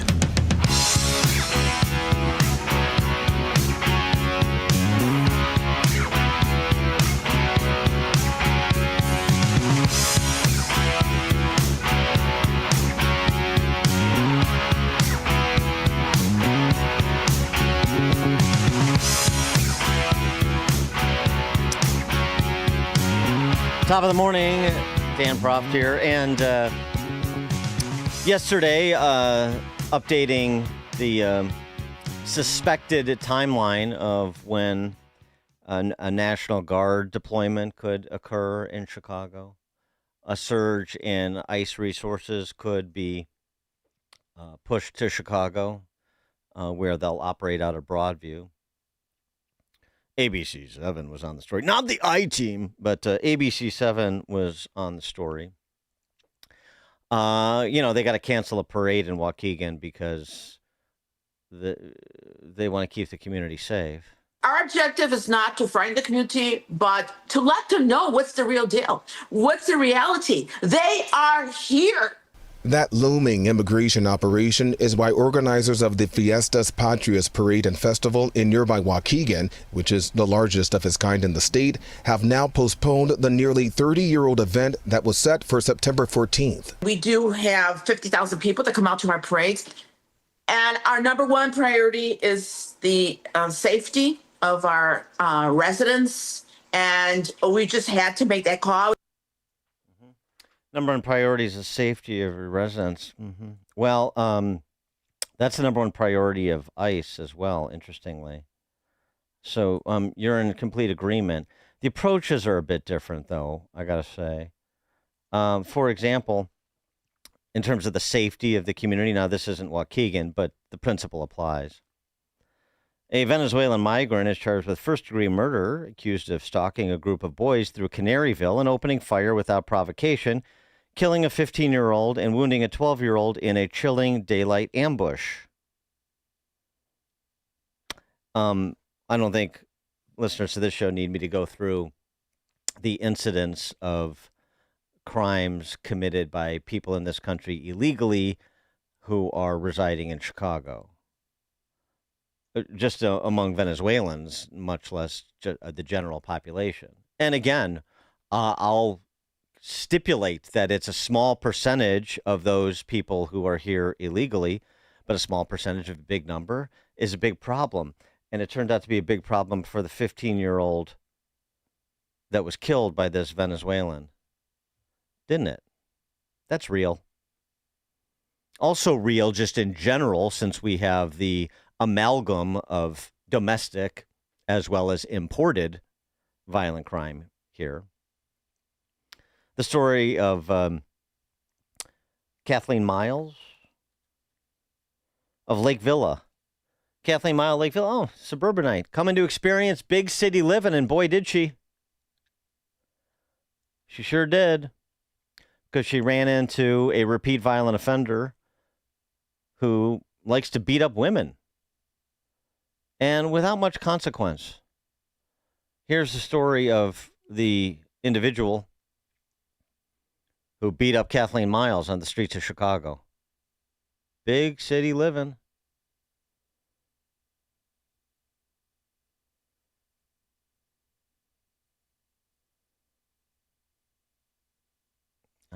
I don't know if we have that. All right. Well, anyway, here's what Kathleen Miles had to say about this guy. Like, what is enough?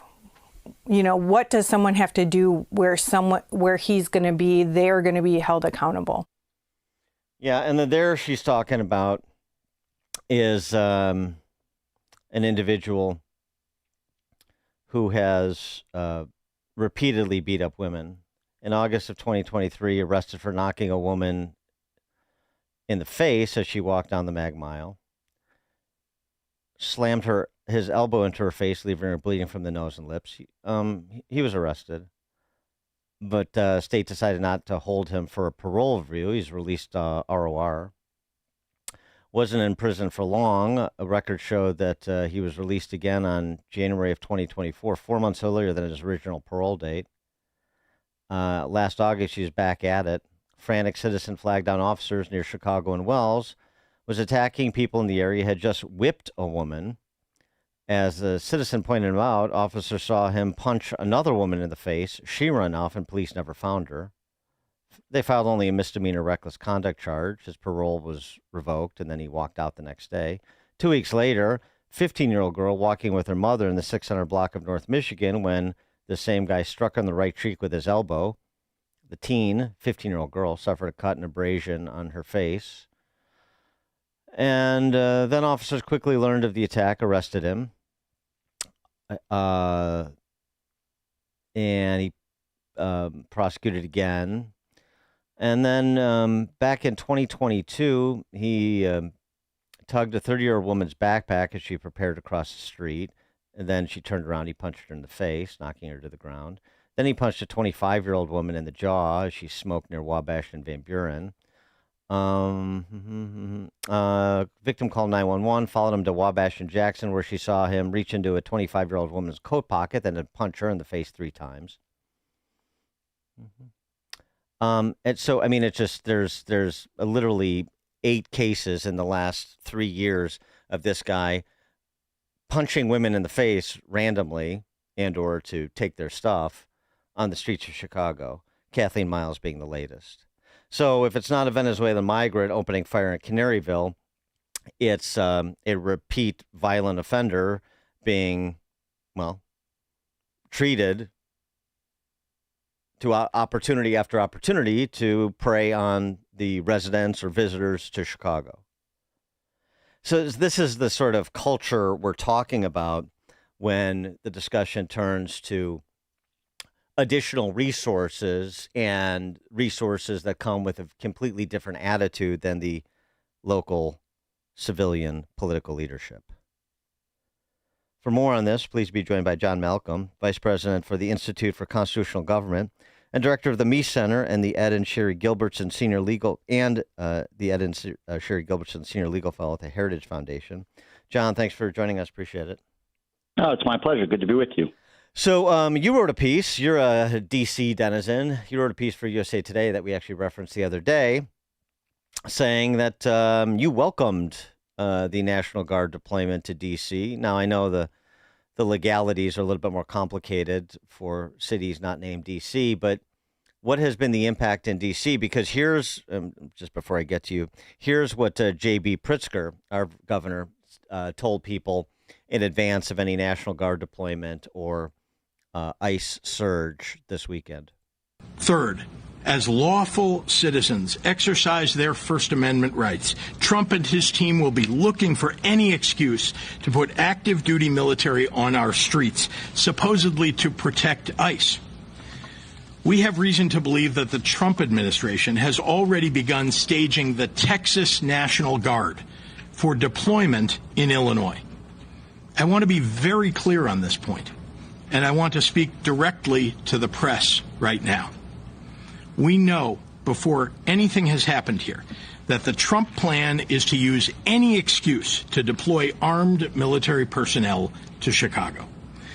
If someone flings a sandwich at an ICE agent, Trump will try and go on TV and declare an emergency in Chicago.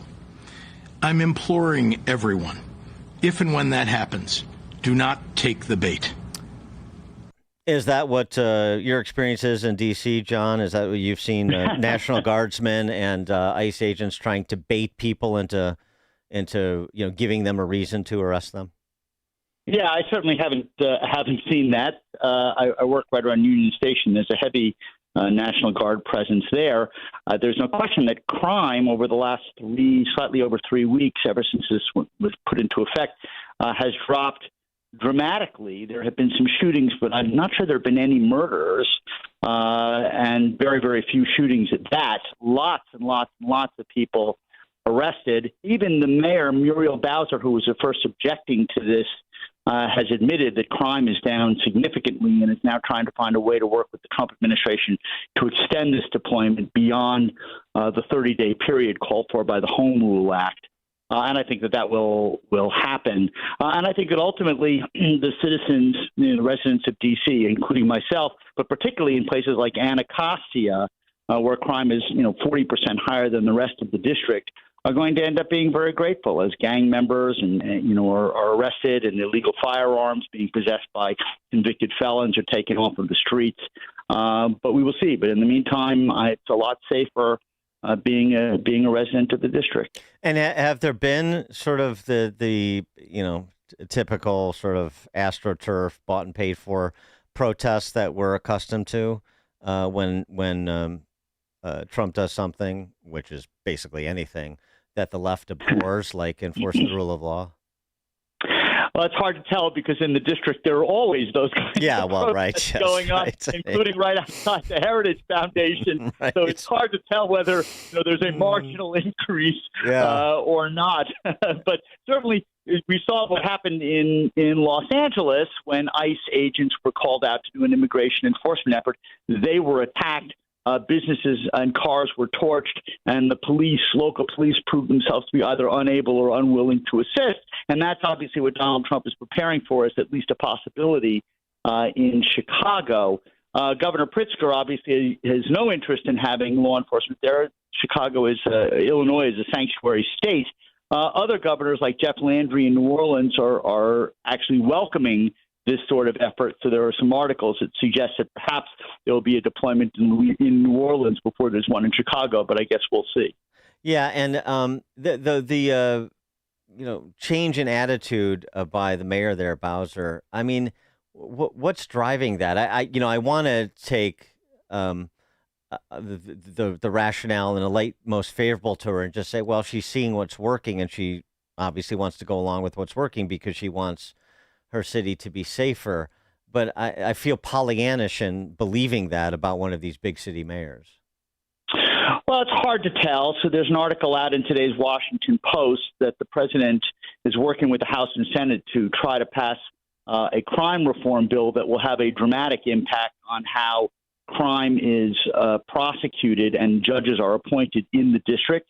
So I suppose maybe she's trying to head all of that off the pass by being more cooperative. I don't know. I can't call into Muriel Bowser's head, but there is no question that crime was extremely bad in D.C. The police are being investigated for trying to manipulate statistics.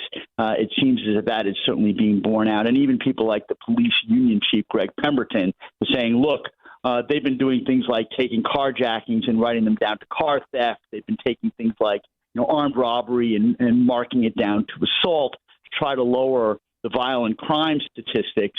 And you can't argue with success. I mean, the crime rate has fallen dramatically in the last 20 plus days. Yeah, this talking point is still being used, but it seems like it's being used less with respect to D.C. I think the D.C. press corps is trying to move on from D.C. as quickly as possible and focus on Chicago or New Orleans or Baltimore, wherever Trump may strike next, and see if that goes worse, so that they have something that they do want to talk about. Because the talking point that murders in America are down 20%, violent rates in D.C. 30-year low. I mean, only people like Arie Duncan, who actually has an op-ed in the New York Times about this, are continuing to repeat those sorts of talking points because, residents living in D.C. today are not really interested in longitudinal studies about murder rates. They're interested in what's happening in their neighborhood right now. Yeah, and let's be clear, crime is not at a 30-year low in the district. So is it a little better than it was in 2023? There were 274 murders in the district. Last year, it was down to 187. So is that an improvement over 2023? Yes, it is. But I, in my article, pointed out that between 2009 and 2019, there were only an average of 128 murders per year. So that's, roughly 59 murders higher last year than there were for the average over that decade. Same thing in 2023, there were 957 carjackings. Got better in 2024, only 497 carjackings. But in 2018, there were 148 carjackings. So crime got better in 2024 than it did in 2023, but it is still way higher than historical averages. You'd have to go back to the 1990s when there was crime all over the country in order to find the kinds of numbers that we've seen in the district and elsewhere in the last couple of years. What's your view on Trump's open contemplation about the National Guard to U.S. cities like the ones mentioned, Chicago, Baltimore, New Orleans, elsewhere? The idea that per his constitutional limitations and the posse comitatus law, he would use them to enforce federal law. He'd use them to backstop the work of ICE in those cities, and that would be it. Number one, do you believe that's within his authority? And number two, do you believe that's a judicious use of the National Guard? Well, I can't answer the second one because I don't know exactly where hot spots are where the National Guard might be called for. I can answer the first one. So a district court judge in California, Charles Breyer, former Justice Stephen Breyer's brother, just entered an order that said that the deployment of National Guard to support ICE mission in Los Angeles violated the Posse Comitatus Act. Judge Breyer, with all due respect, is a very, very liberal judge who's entered many, many orders against the Trump administration, almost all of which were overturned when they reached a higher appellate court. And I expect that'll be the case here. So the Posse Comitatus Act is real. It definitely places limitations on the president's ability to federalize law enforcement, federalize National Guard and military troops to enforce local law enforcement. But there's a clear exception to the Posse Comitatus Act, and that is when they are brought in to assist federal officials executing federal law and local law enforcement officials prove themselves to be unwilling or unable to assist that effort. You had ICE agents in Los Angeles who were being, bricks were being thrown at them from overpasses, cars were being torched, businesses were being vandalized and windows broken. I mean, there was mayhem in downtown Los Angeles, and either local police were being ordered or just decided not to help, or they were simply being overwhelmed. And I think that the calling in of the National Guard under those circumstances was completely warranted. And that's why you hear J.B. Pritzker sitting there and saying, they may come in here and do a nice enforcement action. Don't rise to the bait. Don't attack them. Don't give them an excuse to call in the National Guard in order to support those efforts. I don't know whether the citizens of Chicago will listen to that or not. Certainly the citizens of Los Angeles did not.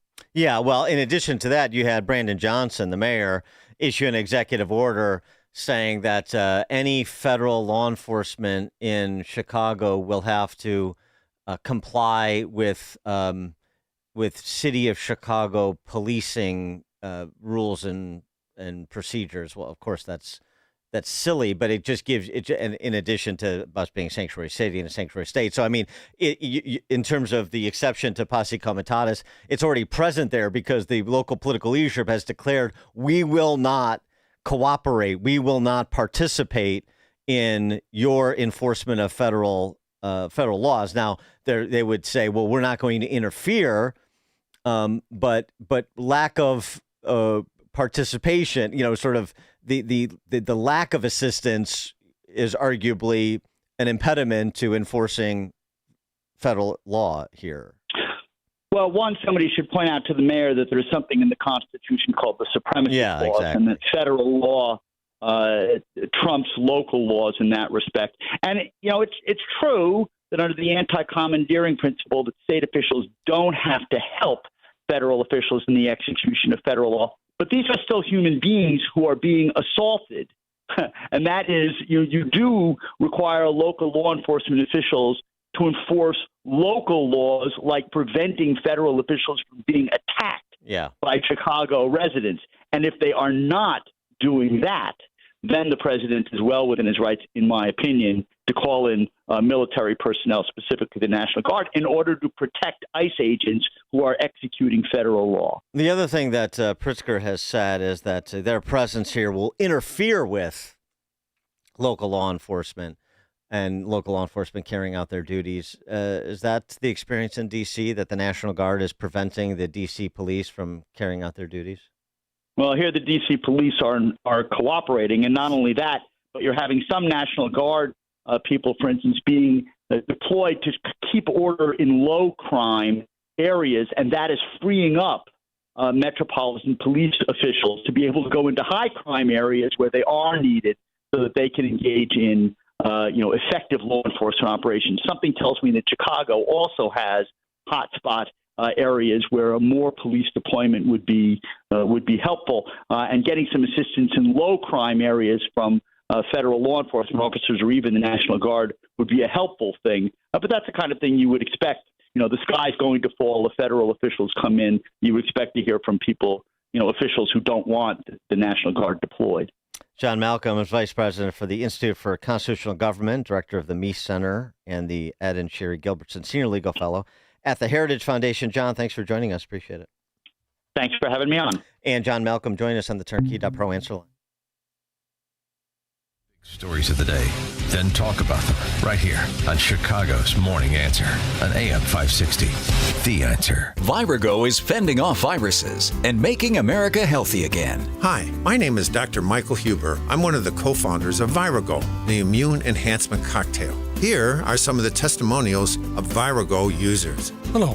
My name is Jim Thompson. I started taking Virago about 1.5 years ago. I was diagnosed with a heart condition, and in fact, I was at the Cleveland Clinic applying for one of their trials. The bad news is that I was not accepted for the trial. The good news is that my heart was healthier than they wanted, and I believe that's a result of taking Virago. I can also attest that I have not had the flu or COVID since I started taking Virago. I could definitely attest to my satisfaction with staying healthy by taking Virago every day. Boost your immune system with Virago. Order your bottle today. Visit myvirago.com. That's myvirago.com. And use promo code IMMUNE to get 30% off. That's myvirago.com. Use coupon code IMMUNE to save 30%. Virago and Maha, making America healthy again. Perhaps you're a collector.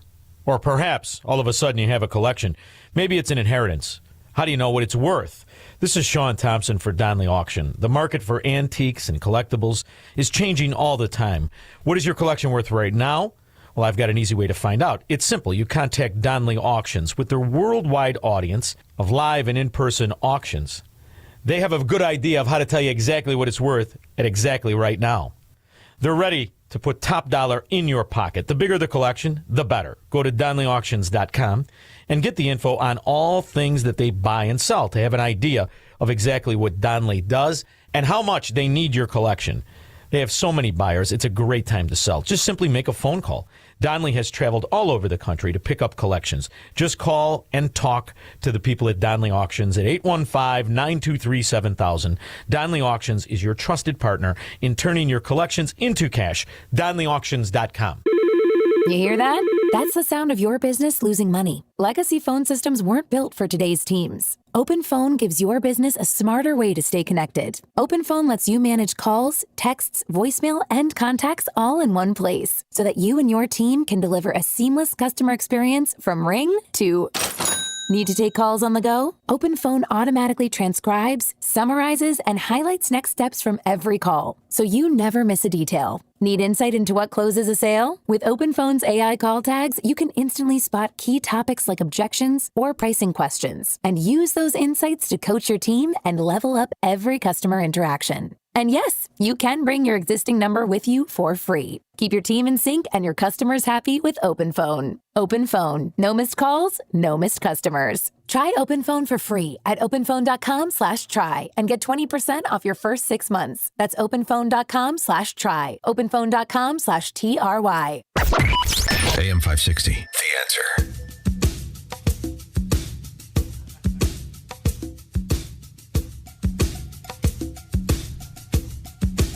Coming up at 7:07, we're going to talk to Rick Hess, Director of Education Policy Studies at the American Enterprise Institute. There are 4 states that could teach the rest of the nation a lot about teaching kids how to read and do math at grade level, and Illinois isn't one of them. Find out which are those 4 states at 7:07 with Rick Hess. It is now 7 o'clock, AM 560, WIND Chicago. Still trying to end the war in Ukraine. I'm Dave Anthony, Fox News. President Trump will soon talk again with Volodymyr Zelensky. Some reports say this hour as Ukraine's leaders in France to meet with European allies in a coalition trying to work out security guarantees for Ukraine once the war ends. What a mess. What a bloody mess. It's going to get done one way or the other. The president says he'll also talk again in the coming days with Russian leader Vladimir Putin following their summit last month. Putin claims he's ready to meet with Ukraine's president, saying, quote, if Zelensky is ready for a meeting, let him come to Moscow. Now, Putin also unveiled his peace terms. What Russia gets, Ukraine concedes control of all the Donbas region, frees the front lines in Kherson and Zaporizhia, and the U.S. recognizes Russia's sovereignty over captured land. Fox's Lucas Tomlinson. They found a lot more bodies in the earthquake rubble in Afghanistan, bringing the number of deaths from Sunday's quake to just over 2,200. A different disaster in Lisbon, Portugal. A streetcar that's a tourist attraction derailed and went down a steep hill, killing 17 people. When it came around the corner, it crashed into the building. But I do believe the people at the bottom are very lucky because I have seen videos online of them escaping on the bottom cabin. What caused the crash still being investigated. There's a move in Florida to become the first state to end all childhood vaccine mandates. Some Democrats call it dangerous. Surgeon General Dr. Joseph Ladapo says the requirements are immoral. You don't want to put whatever vaccines in your body? God bless you. And I hope you make an informed decision. In a few hours, a vaccine skeptic, Health and Human Services Secretary Robert F. Kennedy Jr. will be questioned at a Senate hearing following the firing of a CDC director. Last week, Kennedy said while he would not address individual personnel issues. There's a lot of trouble at CDC, and it's going to require getting rid of some people over the long term in order for us to change the institutional culture. Democrats have been highly critical of Kennedy and are urging President Trump to replace him. That's Fox's Jessica Rosenthal. America's listening to Fox. Good morning. It's 54 degrees in Chicago in the AM 560 The Answer newsroom. I'm Nikki Whaley. President Trump believes the people of Chicago support his efforts to use the National Guard to fight crime. On Wednesday, Trump told reporters at the White House that Illinois and California are being run by incompetent people. We could straighten out Chicago. All they have to do is ask us to go into Chicago if we don't have the support of some of these politicians. He defended his use of the Guard in Los Angeles, again claiming that the city would not be hosting the Olympics in 2028 if he hadn't have sent the troops in this summer. On Tuesday, Trump said we're going in when asked about the possibility of the National Guard going to Chicago, but did not share a timetable. The president indicated that National Guard troops may be sent to New Orleans next. I'm Mark Neefield. Again, the president is no longer certain he's going to send the National Guard to Chicago. When speaking yesterday, he said they're making the determination of whether to go to Chicago or to New Orleans. Mayor Johnson is touting a report that shows the city has the safest summer in over 60 years. A WBEZ analysis showed that there were 123 homicides this summer. That's the fewest homicides in June, July, and August in Chicago since 1965. The mayor's office also noted the Chicago Police Department's homicide clearance rate is 74%, the highest in over a decade. Mayor Johnson says this is proof that the progressive approach to community safety is working. This report, however, does not take into account just shootings or violence. It is homicides. So this comes on the heels of a pretty violent Labor Day weekend. This news update is a service of Quick Delivery Service. When you need same-day delivery, when you need the fastest delivery, when you need a last-minute delivery, go to quickdelivery.com and get a quote right now. That's quickdelivery.com. A check of the roads coming up in 2 minutes on AM 560 The Answer. Living with everyday pain is like having a voice that always says, no, you can't do that. No, you better sit this one out. It's no way to live. So if pain is affecting you, see how Relief Factor can help get you back to life on your terms. One where you say yes a lot more. Relief Factor is a daily supplement that fights pain naturally. Developed by doctors, Relief Factor's unique formula of natural ingredients does not just mask pain, it helps reduce or eliminate it for good. Whether it's your back, neck, joints, or muscles, Relief Factor can help you, as it has for so many others. So call 1-800-4RELIEF and give Relief Factor's 3-week quick start a try. It's only $19.95, less than $1 a day to get your life back. Just go to ReliefFactor.com or call 1-800-4RELIEF. That's 1-800-4-RELIEF. And see how you can say yes to more of everything you want. President Trump has made some pretty amazing claims since he's taken his seat as president. He's delivering on what he promised. On Inauguration Day, Trump's very first declaration was, The golden age of America begins right now. From this day forward, our country will flourish. Consider this. Since the election, gold has shot up hundreds of dollars per ounce, shattering all-time record highs. Fox Valley Coins does not pretend to know the future, but they do know that if you're buying or selling gold or silver, they are the place to do it. These are some of the top reasons people choose a dealer. You want a national dealer with a local presence you can deal with face-to-face. You want a large selection, the best prices, and great service. You want to walk in with cash and walk out with the best product. You want to deal with legacy dealers with integrity. Whether buying or selling or just one valuation, Fox Valley Coins is your answer for choosing a dealer. Visit Fox Valley Coins, 1 light north of I-88 on Route 59 at the Naperville-Warrenville border. FoxValleyCoins.com. Family-owned integrity since 1981. It was a typical day. You were doing the usual, but then you met up with a friend at Weinstock Market and Lounge in Woodstock. Wow! The small-town charm and turn-of-the-century building set the tone for a classic outing. Their charcuterie pleased your palate like you never imagined. The Chicago beef sandwich made your taste buds dance. And the hand-selected wines from small vineyards around the world, so perfect. All paired with amazing live music. Weinstock Market and Lounge changes your day from ordinary to extraordinary. Weinstock Market and Lounge, voted McHenry County's best wine shop and best of Fox 2 years in a row. Open Tuesday through Saturday, 3 p.m. till 11 p.m. Live music on weekends. Open mic nights on Tuesdays. Enjoy the fresh baked pizza and Chicago beef sandwiches. Wine favorites from Italy, New Zealand, France, and California. And a full menu of handcrafted cocktails. Plan a trip to Weinstock Market and Lounge on the square in downtown Woodstock. Mention AM 560 and receive 10% off any purchase. From the Team Hochberg Traffic Center, I'm Nikki Whaley. On the Edens inbound from Lake Cook to Montrose, 21 minutes. Outbound, 14 minutes. On the Kennedy inbound from Montrose to the Burn Interchange, about 22 minutes. Outbound, 15 minutes. On the Eisenhower inbound from Wolf to the Old Post Office, 38 minutes. Outbound, 20 minutes. On the Stevenson inbound from the Tri-State to Lakeshore Drive, 40 minutes. Outbound is about 25 minutes. On the Dan Ryan inbound from 95th to the Burn Interchange, 18 minutes. Outbound, about 11 minutes. Traffic is a service of AlmostFreeTeeth.com. Have you been getting high quotes for dental implants? With medical PPO insurance, it's possible to save 90% off on average. See if you qualify today at AlmostFreeTeeth.com, making smiles great again. Chicago's Morning Answer continues next, but now a check of your forecast from the National Weather Service. Today will be breezy with a mix of clouds and sun, marking the start of a cool spell not felt since spring. Expect a high of 67. Tonight turns mostly cloudy and increasingly windy with a chance of a passing shower late. Temperatures will drop to a low of 58. I'm meteorologist Jason Caterina on AM 560, The Answer. Get the latest weather, traffic, and news updates online at 560theanswer.com.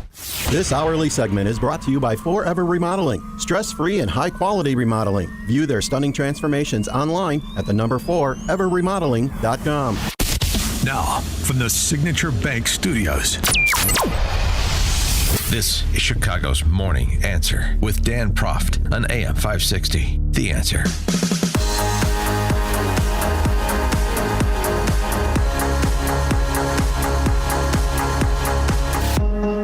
Top of the morning, Dan Proft here. In 2019, Illinois spent $35 billion on K-12 education. In 2024, Illinois spent $44 billion K-12 education. 35 to 44. In 2019, fourth grade reading scores. 35% were proficient, meaning reading at grade level. In 2024, 30% of fourth graders in Illinois reading at grade level. 35 billion to 44 billion, 35% reading at grade level to 30% reading at grade level. More money and a deterioration in results. 35 billion in 2019, 44 billion in 2024. Eighth grade reading level, 36% proficient in 2019, 33% proficient in 2024. Huh. Isn't that interesting? I thought it was just about the inputs. That's what I've been conditioned to believe. That's what I see politicians in Illinois from the governor on down celebrating. We poured billions more in K through 12 education. You did. It's true. And we're so uninterested in the and question. And what happened? It got worse. By the way, the idea that K through 12 is underfunded in Illinois is a difficult one to make when you look at the per pupil expenditures and compare that to the entire Midwest region, where Illinois is well ahead of Minnesota, Michigan, Ohio, Wisconsin, Iowa, Kentucky, Indiana, Missouri, in terms of per pupil spend. You know, when you don't just look at the state, and that's just the state spend, when you don't just look at the state spend and you look at state and property taxes, the primary funding source for K through 12 education, Illinois is always in the top 10 in per pupil expenditures. Not so much in results, though. Rick Hess wrote a piece recently talking about 4 states that could teach the rest of America something about getting kids to read and perhaps even do math at grade level. Certainly the reading score, since we're focused on that. That's a good start when only 1 in 3 are reading proficient coming out of grade school in Illinois. That should shock people, but it doesn't for some reason. 4 states that could provide some guidance to the rest of the country. Illinois, not one of them, unsurprisingly, after what I just told you. Rick Hess is the Director of Education Policy Studies at the American Enterprise Institute and author of the book, Letters to a Young Education Reformer. Rick, thanks for joining us. Appreciate it. Hey, my pleasure. Good to be with you now. Tell us about those 4 states and what distinguishes them from their brethren. I wrote about this in the new education issue of National Review. The 4 states are kind of loosely labeled the Southern Surge. It's Mississippi, Louisiana, Alabama, and Tennessee. These are not the states you usually see flagged in the mainstream media as models of American education. But these 4 states have been making lights-out improvement over the last half-decade, last 10 years in reading and math performance.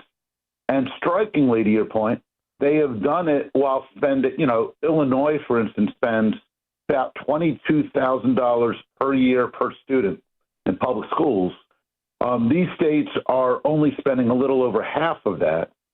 But only 2 states, for instance, have actually increased reading or math performance overall since the pandemic. These are 2 of those states, Mississippi and Louisiana. If you look at Harvard University's report card on academic recovery from the pandemic, what you see is that all 4 of these states are in the top 10 on reading and math. Alabama was first in math recovery, 3rd in reading recovery. Louisiana was 2nd in math recovery, 1st in reading recovery. So these are states that when you talk to folks in the New Yorks and Chicagos and Washington, D.C.s, don't get a lot of love, but they are delivering the goods. Yeah, I'm just feeling middle-aged, college-educated women on the North Shore spitting up their mochachinos right now, listening to this, that Mississippi and Alabama have something to teach Illinois about reading and about teaching kids how to read. But so this is, and I don't want to overstate the case either. This is not to say that Alabama, Mississippi, these states that are surging are killing it. They're not, they're not at 80%, 90% reading at grade level, which is, where we want 100%. But I mean, they're not, lapping the field in terms of the aggregate. It's the recovery from COVID, as many school districts and school systems languish, like Illinois clearly has. And so what have they done, or what have they been doing that is different than maybe what an Illinois is doing that is now starting to show results? Give us a case study. No, yes, so exactly. And let me just add one other bit of context so that those folks don't dismiss this too much. It's not just the recovery. You're exactly right, but it's also that they have now surged to a point where, say, the left-leaning Urban Institute, if you look at state performance on the nation's report card, the National Assessment of Education Progress, and you just adjust for demographics, overall, it turns out the Urban Institute reports that Mississippi fourth graders are first in the country in math and reading. Louisiana's fourth graders led the nation in reading growth for the past two NAEP cycles. So I don't want to make it too easy for those sophisticates to say, well, it's just recovery. What are they doing? The most striking thing is that what they are doing is what you would talk about in Big Ten football as focusing on the fundamentals. There is a commitment to basic skills, focus on phonics-based early literacy, giving teachers strong training and coaching in phonics, and selecting rigorous classroom materials. That sounds just crazy enough to work, and it's working. That is stunning. They also moved some legislation, like you mentioned in your piece in Alabama, that they now require 9 hours of science of reading training for K-6 teachers. I mean, so you're talking about actual legislative action consistent with sort of that back to fundamentals approach. That's right. And that thanks for clarifying. That's crucial. Because what's happened is over the decades, in teacher training, for instance, most teacher colleges don't like phonics instruction. It feels too rigid. It doesn't reflect kind of the ideological direction of a lot of teacher training. So if you just encourage them to do good training, you run into a brick wall, because they have entrenched practices that are problematic. So, for instance, in Louisiana, they passed a law outlawing what they technically call 3Qing, this idea that instead of helping kids break down words, you're pointing them to cues, to images, to pictures, to help them guess the word. The problem with this, of course, is especially for kids who don't come to school having been read to a lot by parents, who don't come from homes where there are books and reading, this creates a set of shortcuts where they never master the basic building blocks of reading fluently. So, Mississippi deserves credit here for being first out of the gate. Their superintendent, Carrie Wright, in 2013, launched a series of efforts. They had in 2013, they did this, what they called the Literacy-Based Promotion Act. So statewide, the law embraced phonics. It held back third graders who weren't reading at grade level. It institutionalized literacy training for teachers. It provided literacy coaches to the elementary schools that weren't getting it done. So it's not just saying we should focus on these things. It was really lawmakers stepping up and saying, by gosh, we're going to write this into expectations. We're going to change teacher preparation. We are going to make sure that teachers and schools have the tools they need. Yeah, and on this Mississippi example, it's really interesting. Again, this is from your piece. They also instituted identifying kids that were struggling to read, and rather than just passing them along, as you say, they held them up, but they held them up with a screening system. They screen 3 times a year in grades K through 3. Then teachers work with parents to create individual reading plans for each struggling student, diagnosing specific skill deficiencies and spelling out appropriate interventions. So they identify somebody that's, a kid that's struggling, early on, primary grades. Then they intervene, and you got a teacher, and you get a parent, and you got a plan, and you execute the plan.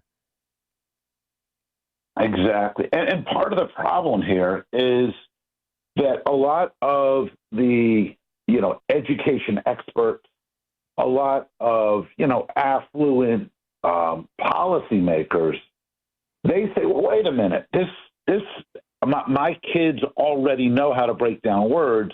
This sounds too fundamental. This is too intensely focused on phonics.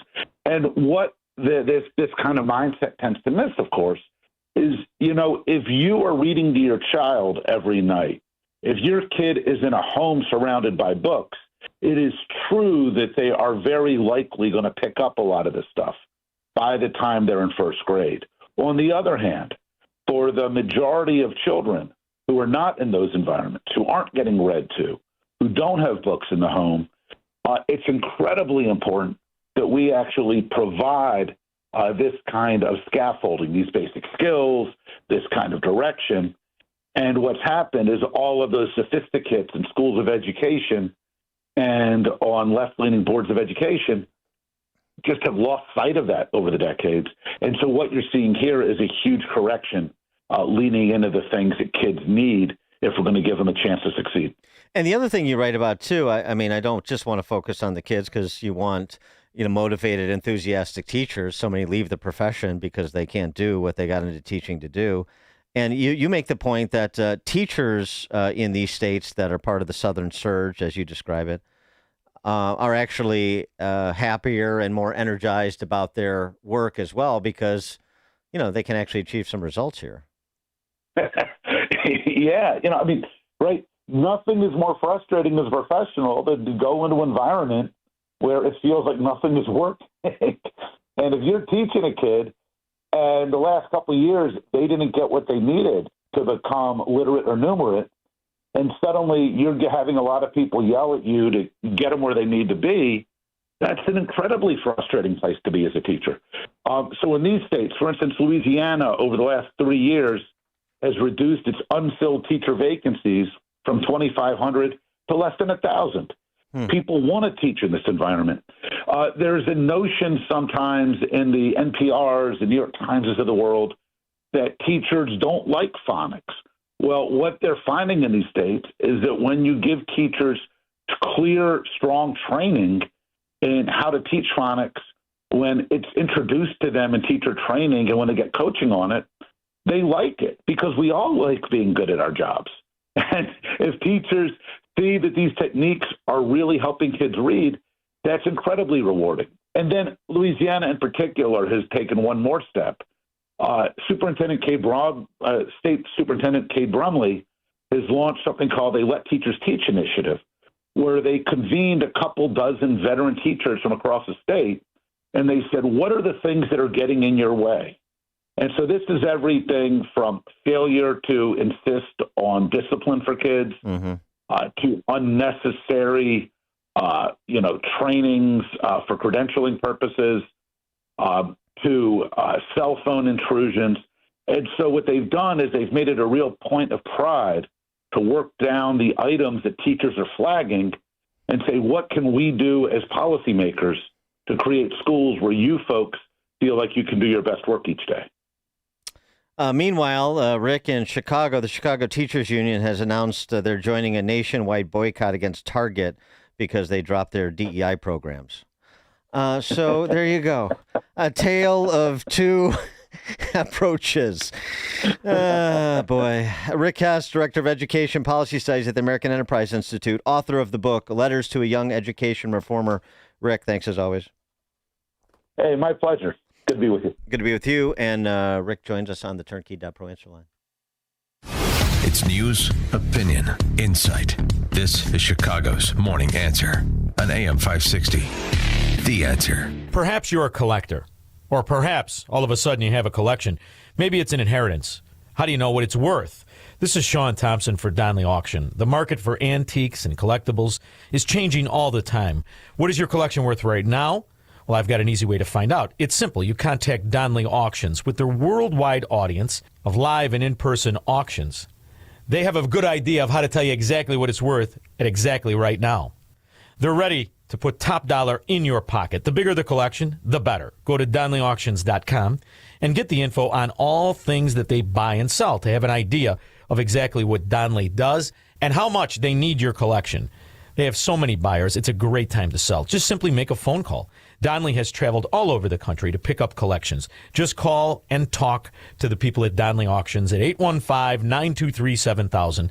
Donley Auctions is your trusted partner in turning your collections into cash. DonleyAuctions.com. Attention investors with a 401k, IRA, or retirement account. The dollar has lost over 25% of its value in the past 5 years, and it's only going to get worse. Are you prepared for what's about to happen next? We are Advantage Gold, the #1 customer-rated gold IRA company in America, and we are helping Americans prepare for the great de-dollarization by diversifying their portfolios with physical precious metals. We've partnered with former chief economist of the IMF, Kenneth Rogoff, to give away his latest book called Our Dollar, Your Problem, a must-read for investors. Call 800-741-GOLD, and we'll rush a free copy of Our Dollar, Your Problem to your doorstep and include our special gold IRA investing kit, valued at $49. The dollar is losing value fast. Call 800-741-GOLD now to get your free copy of Our Dollar, Your Problem and our free gold IRA investing kit. Supplies are limited. Consult your tax and financial professional before investing. Call 800-741-4653. That's 800-741-GOLD. Hi,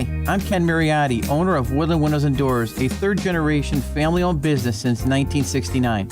We know you're bombarded by choices when shopping for new windows or doors, so we're inviting you to experience the Woodland difference. For decades, we have been transforming living spaces with Marvin Windows, a fifth-generation family business. Marvin replacement windows have been known to increase the warmth of your cold rooms by 10 degrees. Think about that, 10 degrees warmer. When you welcome Woodland into your home, you will get a product expert to transform your living spaces, full-time, dedicated professional installers that you can trust in your home, along with the best products like Marvin. These are the reasons we're proud of our 5-star reviews and family legacy. No gimmicks, no pressure, and upfront pricing are why Woodland Windows and Doors is your trusted window and door expert in Chicagoland. Visit woodlandwindows.com to book your free in-home expert consultation. That's woodlandwindows.com, or stop by our showroom at the corner of Lake and Geary in Roselle. We couldn't decide if we needed in-home care for Dad. Right. Just some help here and there with bathing, organizing his meds, a walk through the neighborhood. Oh, exactly. But everywhere we looked, we had a 4-hour minimum. It was more care than he needed, and it didn't make sense to spend extra for it. Then we found Senior Helpers of Naperville Southwest. No minimum hours. We were shocked. Now a caregiver stops by once or twice a week for just an hour or two to help with the small things that make a big difference. And Mom loves the visits. It's not just help. It's companionship. At Senior Helpers of Naperville Southwest, we understand that not every family needs round-the-clock care. We serve DuPage, Cook, Kane, Kendall, and Will counties. We conduct free in-home assessments and we guarantee compatibility. Call Senior Helpers of Naperville Southwest today at 331-281-0728. Again, that's 331-281-0728. And tell them AM 560 sent you. Senior Helpers of Naperville Southwest. Senior care. Only better. We all hear the radio ads about the IRS. They tell you to be afraid, to be scared, and they try to frighten you into calling. I'm not here to do that. Tax Relief Advocates is different. TRA is here to tell you that if you owe money to the IRS, whether it's $5,000, $50,000, or $500,000, we have a solution. It doesn't matter if you're sitting in your car, at work, or with your kids. No matter where you are, call now. 800-575-6745. Don't lose hope. TRA can eliminate or reduce what you owe to the IRS. Generous programs are now available that can give you a fresh start. Our passion is taxes and helping individuals fix their IRS problems. We have over 1,000 5-star reviews on Google and an A+ with the Better Business Bureau. You don't need to be afraid of the IRS any longer. End your tax nightmare today by visiting us online at TRA.com or call 800-575-6745. That's 800-575-6745. Tax Relief Advocates. Real solutions for real people. Do you owe $10,000 or more in credit card debt or personal loans? With credit card debt at all-time highs, Debt Relief Advocates is urgently notifying consumers of debt relief now being made available, designed to aid consumers with out-of-control credit card debt. Those who qualify and enroll for this relief program will only have to pay back a fraction of what they owe. This is not bankruptcy or a debt consolidation loan. This is a relief program that credit card companies would rather you not know about, as it ends your debt nightmare and saves you lots of money. Consumers owing at least $10,000 in credit card debt or personal loans can now take advantage of this debt relief as the cost of living skyrockets. Debt Relief Advocates has established a relief hotline for you to call to learn what debt reduction you may qualify for. For this free information, call 800-422-1609. 800-422-1609. 800-422-1609. Or simply visit godra.com. Good morning. It's 54 degrees in Chicago in the AM 560 The Answer newsroom. I'm Nikki Whaley. Chinese President Xi Jinping says that the world is facing a choice between peace or war. Xi made the remarks on Wednesday during a large military parade in Beijing's Tiananmen Square. Russian President Vladimir Putin and North Korean leader Kim Jong-un were both in attendance at the parade, showing off Chinese military might. In his speech, Xi said, "Today humanity is again faced with the choice of peace or war, dialogue or confrontation, win-win or zero-sum," and said China was never intimidated by bullies. During the event, President Trump claimed on Truth Social that China and its allies were conspiring against the U.S. I'm Mark Mayfield. ConocoPhillips is laying off nearly 1/4 of its global workforce. The Houston headquartered oil giant confirmed on Wednesday that it was restructuring and informed its employees that it's reducing its workforce by 20 to 25%. The media director for ConocoPhillips says the majority of the layoffs will take place this year. The company has about 13,000 employees worldwide, so over 3,000 workers could be affected. News is a service of AlmostFreeTeeth.com. Have you been getting high quotes for dental implants? With medical PPO insurance, it's possible to save 90% off on average. See if you qualify today at AlmostFreeTeeth.com, making smiles great again. A check of the roads coming up in 2 minutes on AM 560 The Answer. Your home is a valuable asset, and you want to take care of your home. From roofs, siding, windows, and doors to furnaces, flooring, landscaping, and much more. Listen to your go-to for all things home. It's Home Answers Radio every Sunday morning at 9. Presented by Lang Home Medical Equipment, Valdecast Windows and Doors, and by JeffBuysYourHouse.com. Get answers from industry experts so you can make informed decisions about your home improvement. Right here on AM 560, The Answer. Hey, this is Sean Thompson. You know, there's an old joke about Uncle Sam's tax short form. The first line says, "How much did you make?" The next line says, "Send it in." Sadly, that's not funny at all for honest people who pay taxes. But that's exactly what a lot of people do in their retirement. They take money out of their 401k and their IRA, and they send it into the IRS. Tom Fortino of Alpha Wealth Group believes there's a better plan for your retirement than Uncle Sam's plan of send it in. What if your current plan includes thousands of dollars in unnecessary taxes and fees? What if you're headed for higher Medicare payments, lower Social Security checks?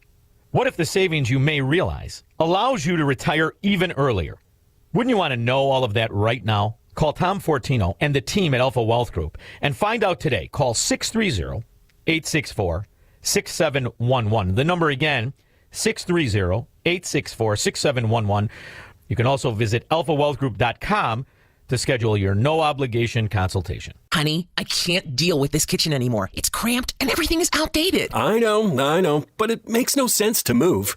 I could call my contractor buddy, Chad. Babe, you've seen Chad's house, right?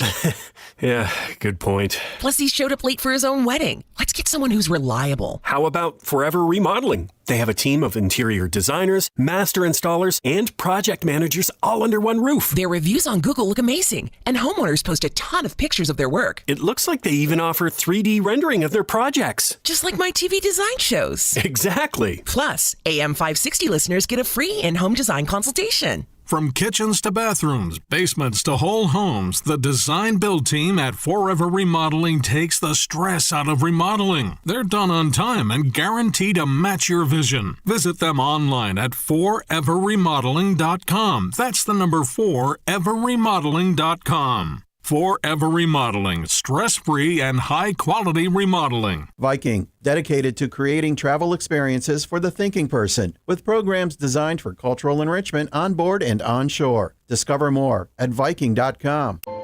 This is the story of a very special woman. In a matter of seconds, she turned herself into a great mathematician or an entrepreneur. Her knowledge was limitless and still is. She could also make monsters disappear, especially those that lurked in the shadows under the bed. Once, this woman put back together a teenage girl's broken heart, which had been shattered in 1,000 pieces, just by giving her a bear hug. She masqueraded as a regular person at work, but as a superhero at home. Everyone knows her as Gabriella. I still call her Mom. Your hero needs you now, and AARP is here to help. Find the care guides you need to help, complete with tips and resources at aarp.org/caregiving. A public service announcement brought to you by AARP and the Ad Council. To protect her home and family in a disaster, Karen was willing to wade through water, mud, and insurance paperwork. Yeah, I can do this. You go, Karen! By simply understanding and updating what her insurance covers and doesn't cover now, she'll be better prepared no matter when disaster strikes. Learn other simple ways to protect your home and family before a natural disaster at ready.gov. That's ready.gov. A message from FEMA and the Ad Council.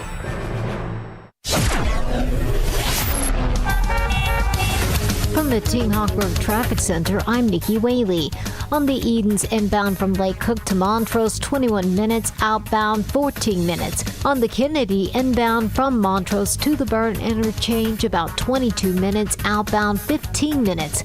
On the Eisenhower inbound from Wolf to the Old Post Office, 38 minutes. Outbound, 20 minutes. On the Stevenson inbound from the Tri-State to Lakeshore Drive, 40 minutes. Outbound is about 25 minutes.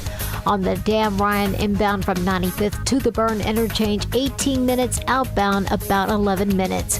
Traffic is a service of AlmostFreeTeeth.com. Have you been getting high quotes for dental implants? With medical PPO insurance, it's possible to save 90% off on average. See if you qualify today at AlmostFreeTeeth.com, making smiles great again. Chicago's Morning Answer continues next, but now a check of your forecast from the National Weather Service.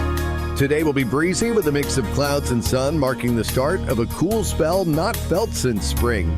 Expect a high of 67. Tonight turns mostly cloudy and increasingly windy with a chance of a passing shower late. Temperatures will drop to a low of 58. I'm meteorologist Jason Caterina on AM 560, The Answer. Get the latest weather, traffic, and news updates online at 560theanswer.com. Now, from the Signature Bank Studios.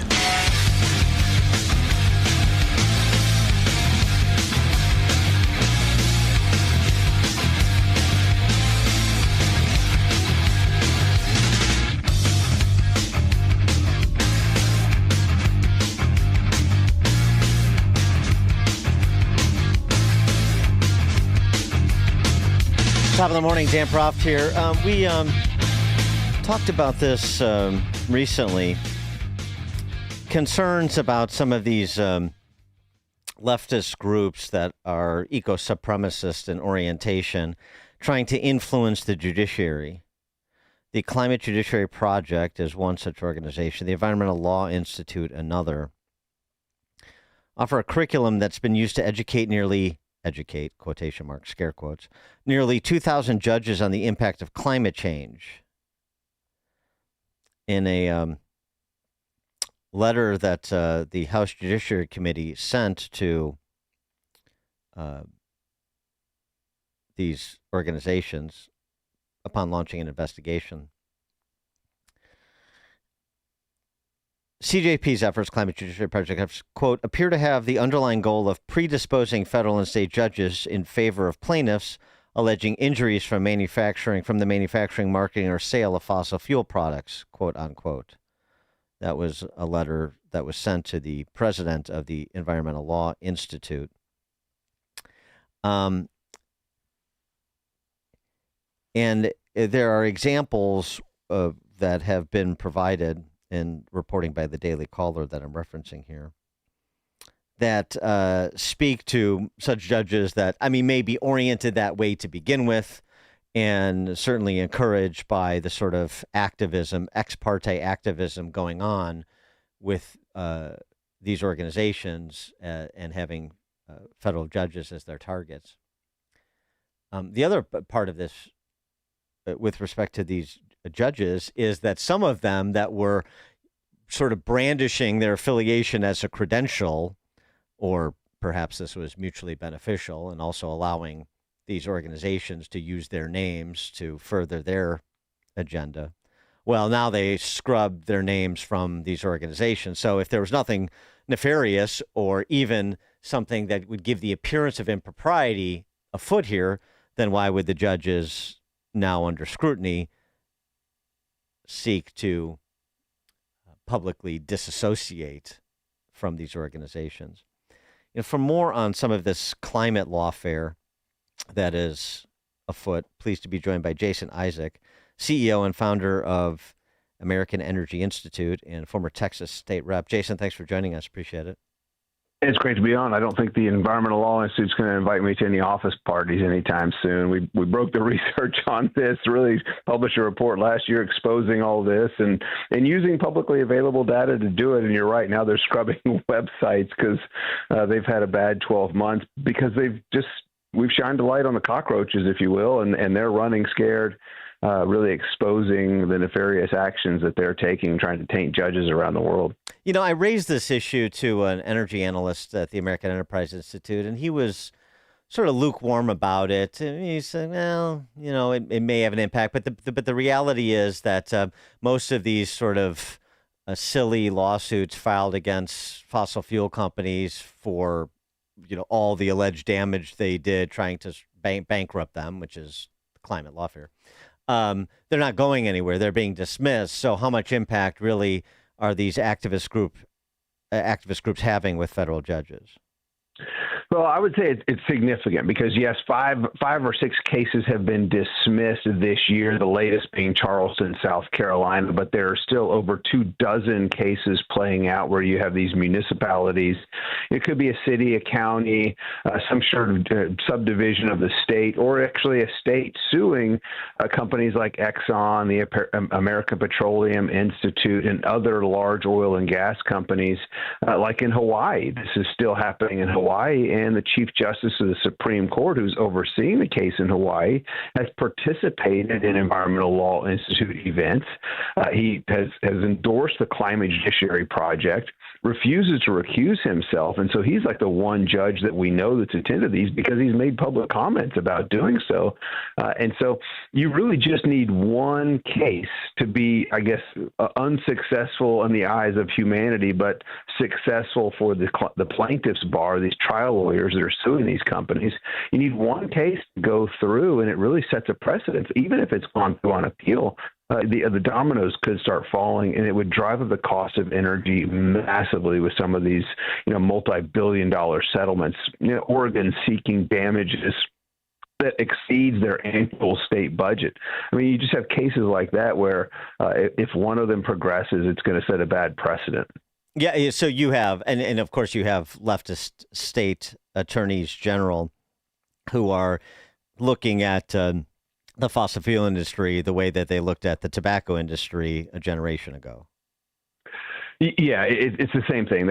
You've got these plaintiffs' lawyers that come to them. The big firm in San Francisco is Scher Edling that has a really close association with the Environmental Law Institute. It's amazing how incestuous it is. You would think it'd be a conflict of interest, and likely is. And I think that's why the Senate, with Senator Ted Cruz from Texas having hearings weeks ago over this very thing, and now the House beginning their investigations over these organizations. But there's one law firm, San Francisco, that will go to these municipalities, these cities, these states, and say, hey, guess what? We'll take this on for you for free. We'll cover all the legal costs, because they're getting left-wing donors, dark money coming into their coffers to fund their efforts, because there's certainly costs and time involved on their part. much like the case with Puerto Rico, where they had offered Puerto Rico, we'll come in pro bono, we'll do this, we want to share the settlement. And then fortunately, elections happened last November, leadership changed in Puerto Rico. I sent a letter to the governor, I believe it was in May of this year, asking her to withdraw their nuisance lawsuits. And they did. A week later, they dismissed. And of course, I got blamed, which means I get to take the credit. I love it. But they did. That's one of those cases. And it was the same San Francisco-based law firm that are in many of these cases around the country. And I mean, has there been any, just with respect to judiciary, because I mean, this is an area that's potentially rife with corruption. Other than maybe fellow travelers gathering with fellow travelers and, taking their cues, so to speak, or just discussing legal strategy. I'm talking about judges and these activists. I mean, is there evidence that these groups are having real influence on those that are otherwise not inclined to be on board? Oh, I would absolutely assume so. It's around 50 events that the Environmental Law Institute Climate Judiciary Project has hosted, tainting over 2,000 judges since 2018. And that's when the record stopped, because we published the report. They stopped telling people when they were going to do these junkets, bringing judges in, so-called giving them, I'm sure they're getting continuing education credits that they're required to get to maintain their association with the bars. It's mind-boggling how they can pull these people together, build relationships with them, and influence the outcome of cases before cases have even made it to their courts. And so I would say it's certainly having an impact, as we've seen in Hawaii and other states. Fortunately, like I said, 5 cases been completely dismissed because they are just egregious abuses of the law. They're trying to do climate lawfare, to enact the Green New Deal through litigation, and thinking that companies are attributable to changes in weather is absolutely absurd. The South Carolina judge agreed with that case and recently dismissed that one. And the other piece of this is that some of these groups that provide the web, the infrastructure, if you will, supporting these efforts that you're describing, are funded by the government. Here we go again. And Fox had a piece on it this week that you were cited in as well, talking about the web of dark money that's tied to Obama and the Dems. And I know Lee Zeldin is doing yeoman's work trying to claw back some of that backdoor Green New Deal cash. But, where does that stand with, hey, you want to be an activist and you want to pursue Chicken Little energy policies, free country, but I don't want to pay for it. I don't want to be forced to pay for it as a taxpayer, and that's what's happening. Yeah, and it's fortunate because of this continued investigation, you are seeing the exposure of where the money is coming from. Now, there are certainly dark money, and it's very hard to determine where the money is coming from. People connected to networks, the Energy Foundation China, which has rebranded as U.S. Energy Foundation, which is kind of funny. It's like they drop the China at the end of their name, add U.S. at the beginning to sound actually American when most of their employees are in Beijing. They get 501c3 protection status from the IRS. That needs to be investigated, and I think will be part of it, because should they really be protected by the IRS to just hide their donors that are primarily Chinese citizens that are affiliated with the Chinese Communist Party? And then, lo and behold, 23 attorneys general, the Montana Attorney General Knudsen led an effort and got 22 of his counterparts to sign on around the country, because the EPA is giving grants to the Environmental Law Institute. It was about 13% of their budget in 2023. It was under 10% of their budget in 2024. It's not a significant, maybe it would be for a person, but from the federal government budget, you're talking about $1 million a year or around that range. So it's not significant when it comes to the budget expenses of the federal government, but still we're using our taxpayer dollars to fund a significant portion of this organization that is weaponizing the courts against human prosperity. Yeah, and I mean, and it adds up, $1 million here, $1 million there, or $1 billion here, $1 billion there, as it goes now. But I mean, Zeldin is trying to pull back $20 billion worth of this new Green Deal largesse that was distributed in the 11th hour of the Biden administration. Yeah, huge ruling this week out of a federal court saying that he has that authority to pull back those grants, billions of dollars to organizations that aren't qualified to receive them. Groups like Stacey Abrams, who had raised like $100, and then all of a sudden in the waning days, the last 74 days of the Biden administration, they hand out $96 billion to their friends and allies to pump in the coffers of Democrat organizations and donors. And so this is a great ruling coming out of the court that's going to claw back billions of dollars. I love it that we're actually having a government that's concerned with the taxpayer dollars and not just handing out money to their friends like the prior administration. But are you concerned that siding with fossil fuel companies props up totalitarian regimes? Because I was reading recently that climate change could take down both the Taliban in Afghanistan as well as the Ayatollahs in Tehran. I don't know how exactly, but that's what I'm told. Yeah, I think over millions of years, all the continents are going to come back together, and that's probably going to take down the Iranian regime. You just have to be patient. Like don't make me try to go celebrate climate change and see what I can do to make it happen faster. But, I live a high carbon lifestyle. I wish the rest of the world could too. There's no correlation between CO2 emissions and a changing climate. And that's why I'm so grateful Lee Zeldin over at EPA is working to rescind the endangerment finding. This crazy Obama finding by deep state bureaucrats that said that CO2 emissions are a danger to human health and the environment, when it's actually quite the opposite. They're necessary for life on the earth, and try living in a place without CO2. So I just encourage people to keep living the high carbon lifestyle. Well, as one carbon-based life form to another, we appreciate your efforts. Jason Isaac, CEO and founder of the American Energy Institute, former Texas state legislator as well. Congratulations on your new map, too. Yeah, absolutely. Jason, thanks for joining us. Appreciate it. Thanks. And Jason Isaac joined us in the Turnkey.pro answer line. The stories you need to know to start your day. This is Chicago's Morning Answer on AM 560. The Answer. Welcome back to Ask Hasselus. I believe in aliens, ghosts, and UFOs, but I don't believe you. Huh? I'm convinced the Earth is flat and the moon landing was faked. Okay. But when you say Hasselus Mattress don't have no employees, well, that's just crazy talk. It's true. Hasselus Mattress showrooms are employee-free. Give our mattresses a try with no pushy sales guy. Okay, sure. You probably think birds are real, too. All I know is that our 35 beds from the top 5 brands start at $393. Free next day delivery, too. Do these mattresses come from Area 51? We're talking big names like Sealy Posturepedic and Beautyrest. And who's supporting your operation? The Illuminati? If you need support, through Monday, get a free adjustable base with any new mattress. That's what the lizard people told you to say. Save on Beautyrest, Sealy Posturepedic, and more. And get a free adjustable base through Monday at Hasselus Mattress. Open 9 to 9. Find an employee-free showroom near you at Hasselus.com. Chicago businesses, you can't afford to be down. You don't have time to wait for IT support. You need one company that does IT well and does it right.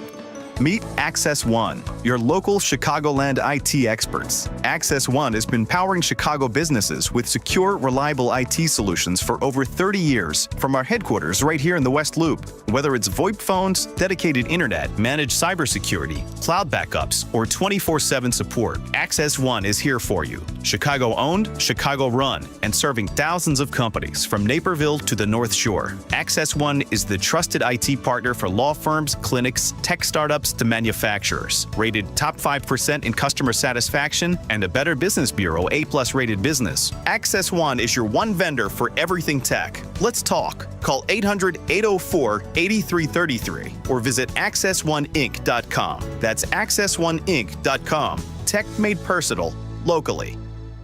Signature Bank is Chicago's fastest growing independently owned business bank. It's a bank where relationships still matter. I'm Dan Proft, and I know this because Signature Bank is my business bank. Hi, I'm Tony Dreyfus, founder and president of Metropolis Coffee Company and a proud new customer of Signature Bank. We're a 19-year-old specialty coffee roaster located in the heart of Chicago. Some of your favorite restaurants and cafes serve our coffee. As a small business manufacturer, we understand the importance of working with the right bank, and that's why we made the move to Signature Bank. We were tired of the impersonal service that our large bank had provided. A friend referred us to Signature Bank, and their team was on site to understand our operations firsthand. They provided us the working capital to continue our successful business operations and to fuel our ambitions for innovation and growth. We now have the flexibility to grow at our own pace. That personal touch, you can't find that at a large bank, but we found it at Signature, and we can't thank them enough. Signature Bank helps local businesses succeed. Let Signature Bank turn your business vision into reality.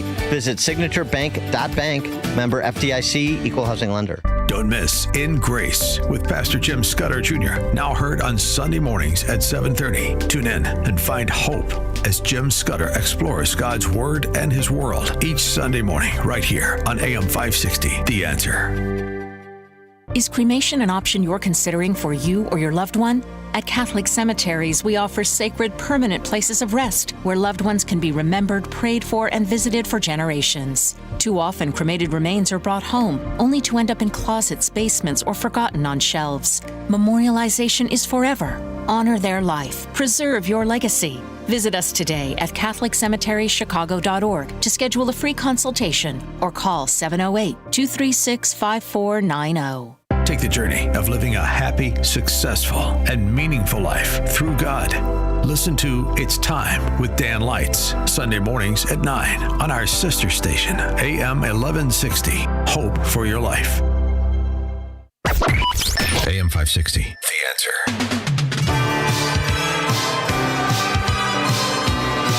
Top of the morning, Dan Proft here.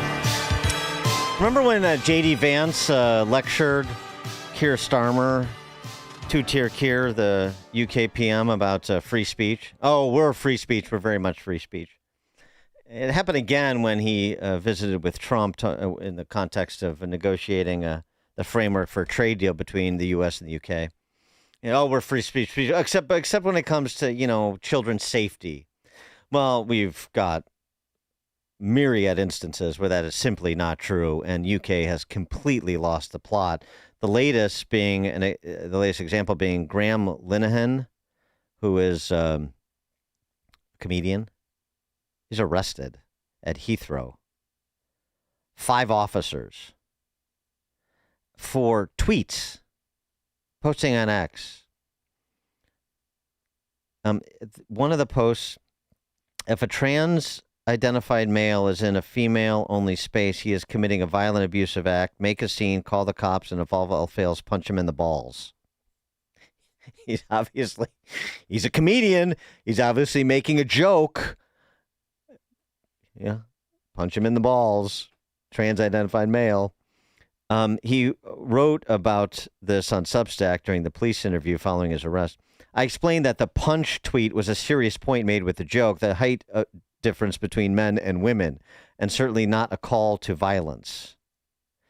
A second post, he was an aerial shot of a group of protesters in a town center, and he called it, quote, a photo you can smell, unquote. The third post, he said, I hate them, referring to misogynists and homophobes. That's it. The response from Keir Starmer, his office, that's an operational matter for police. Sure, Pontius Pilate, the issue. The actual response from the left in the UK, as nicely represented by Zach Polanski, who is the head of the Green Party in the UK. So that's center cut left right there. These are totally unacceptable tweets, and I accept that people who are in politics, we get lots of abuse, but let's also face we shouldn't get abused, and I certainly recognise that women get more abuse than I do. For instance, I get a lot of anti-Semitic abuse. I'm one of a few Jewish leaders that have been in British politics. Today, a Muslim man was elected as my deputy leader, Motin Ali. I've seen the amount of Islamophobia he gets. We also know that for all of those groups, trans people have been in the sights of the nastiness and the toxicity for a long time. Now, I accept proportionality of police response is a conversation we need to have. But do you think this was proportionate?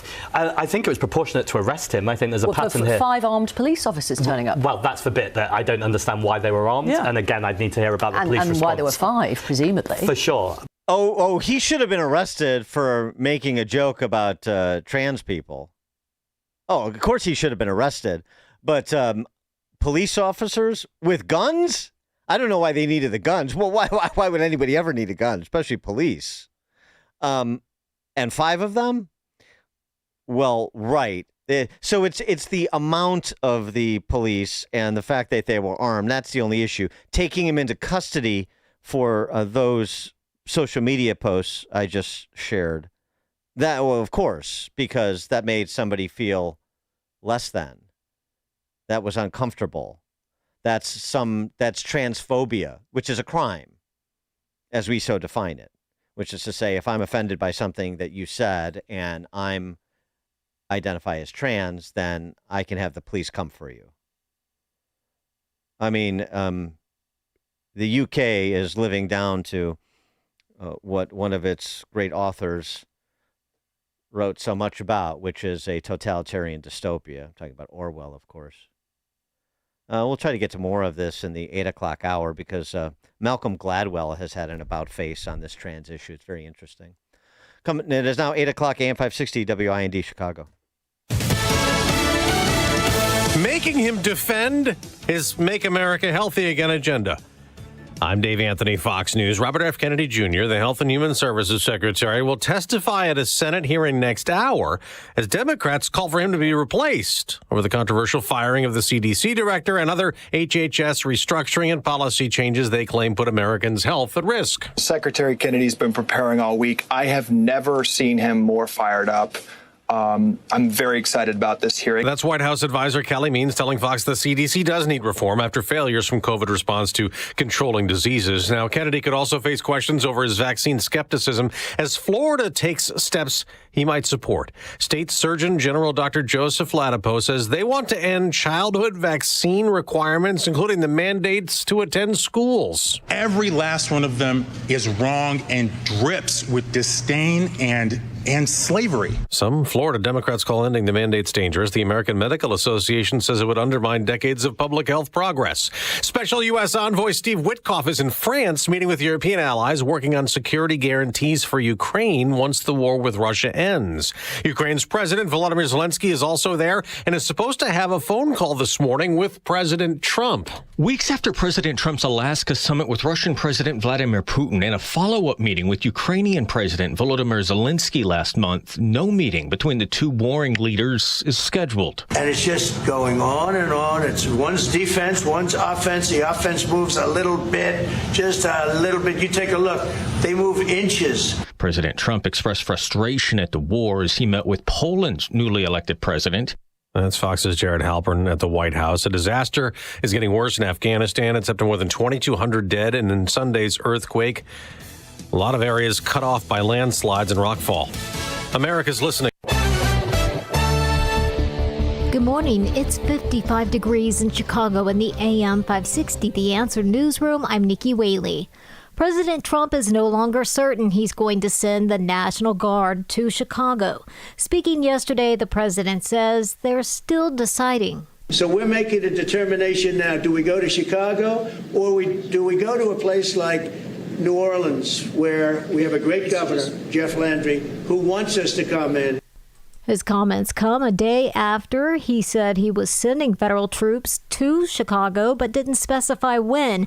Governor Pritzker says he expects federal immigration agents to assemble in the Chicago area by tomorrow and begin actions on Saturday. What we're hearing is that they'll be assembled, ready to go on Friday, and that they would begin actions on Saturday. Nevertheless, the president says he has support in the Windy City. But I'll tell you who is supporting us, the people of Chicago. The Chicago Teachers Union is preparing students and their families for these immigration raids. CTU President Stacey Davis Gates says their goal is to protect the students and their loved ones. We are in community with these young people. We care deeply for them, and we're going to demonstrate that care and that concern. And because we respect and honor the families and the grown-ups that they come from. Teachers will be handing out Know Your Rights flyers this week and organizing teams to monitor the area around schools. Gates also urged Chicago public schools to be ready to offer online learning options for families who want to keep their children at home. News is the service of Air Right Heating and Cooling, offering AM 560 listeners $56 off of any service, including inspections. Don't wait for a heat wave for that old air conditioner to break down. Visit Air Right Heating and Cooling today at AIR-RITE.com. Again, that's AIR-RITE.com. A check of the roads coming up in 2 minutes, but now time for the Signature Bank Business Beat. I'm Charles Payne, and this is the Fox Business Report. Slack's parent company, Salesforce, has been rapidly rolling out artificial intelligence on its cloud computing services. Its earnings and revenue topped expectations in the summer quarter, but the stock's down more than 6.5% on a weaker than expected sales outlook, a sign that some companies are waiting to commit to its agent force, which can automate tasks and streamline operations. Google and China's discount retailer Shein are being fined more than $500 million by French regulators. Both companies are accused of failing to adequately inform users they're being tracked for advertising. ConocoPhillips is confirming it will cut as much as 25% of its workforce. The oil and gas giant says the cuts are part of a broad restructuring. That's your Fox Business Report. I'm Jenny Cosola, invested in you.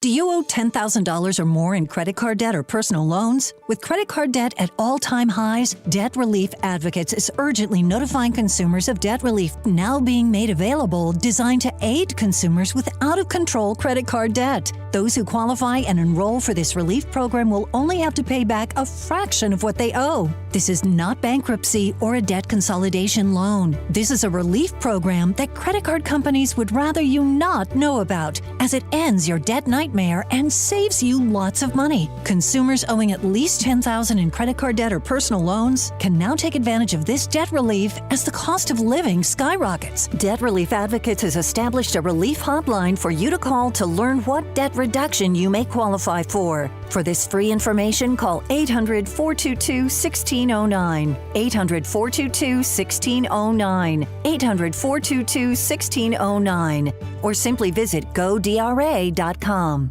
Living with everyday pain is like having a voice that always says, no, you can't do that. No, you better sit this one out. It's no way to live. So if pain is affecting you, see how Relief Factor can help get you back to life on your terms. One where you say yes a lot more. Relief Factor is a daily supplement that fights pain naturally. Developed by doctors, Relief Factor's unique formula of natural ingredients does not just mask pain, it helps reduce or eliminate it for good. Whether it's your back, neck, joints, or muscles, Relief Factor can help you, as it has for so many others. So call 1-800-4-RELIEF and give Relief Factor's 3-week quick start a try. It's only $19.95, less than $1 a day to get your life back. Just go to ReliefFactor.com or call 1-800-4-RELIEF. That's 1-800-4-RELIEF, and see how you can say yes to more of everything you want. From the Team Hochberg Traffic Center, I'm Nikki Whaley. On the Edens inbound from Lake Cook to Montrose, 22 minutes. Outbound, about 27 minutes. On the Kennedy inbound from Montrose to the Burn Interchange, about 43 minutes. Outbound is about 19 minutes. On the Eisenhower inbound from Wolf to the Old Post Office, 57 minutes. Outbound, 32 minutes. On the Stevenson inbound from the Tri-State to Lakeshore Drive, 54 minutes. Outbound is about 24 minutes. Traffic is a service of Goldilocks, offering Chicagoland state-of-the-art smart security systems to protect your home or business. AM 560 listeners receive 3 months of monitoring free with new installs. Get peace of mind by calling Goldilocks at 708-889-5600. Again, that's 708-889-5600. Chicago's Morning Answer continues next, but now a check your forecast from the National Weather Service. Today will be breezy with a mix of clouds and sun, marking the start of a cool spell not felt since spring. Expect a high of 67. Tonight turns mostly cloudy and increasingly windy with a chance of a passing shower late. Temperatures will drop to a low of 58. I'm meteorologist Jason Caterina on AM 560, The Answer. Get the latest weather, traffic, and news updates online at 560theanswer.com. Now, from the Signature Bank Studios. This is Chicago's Morning Answer with Dan Proft on AM 560. The Answer.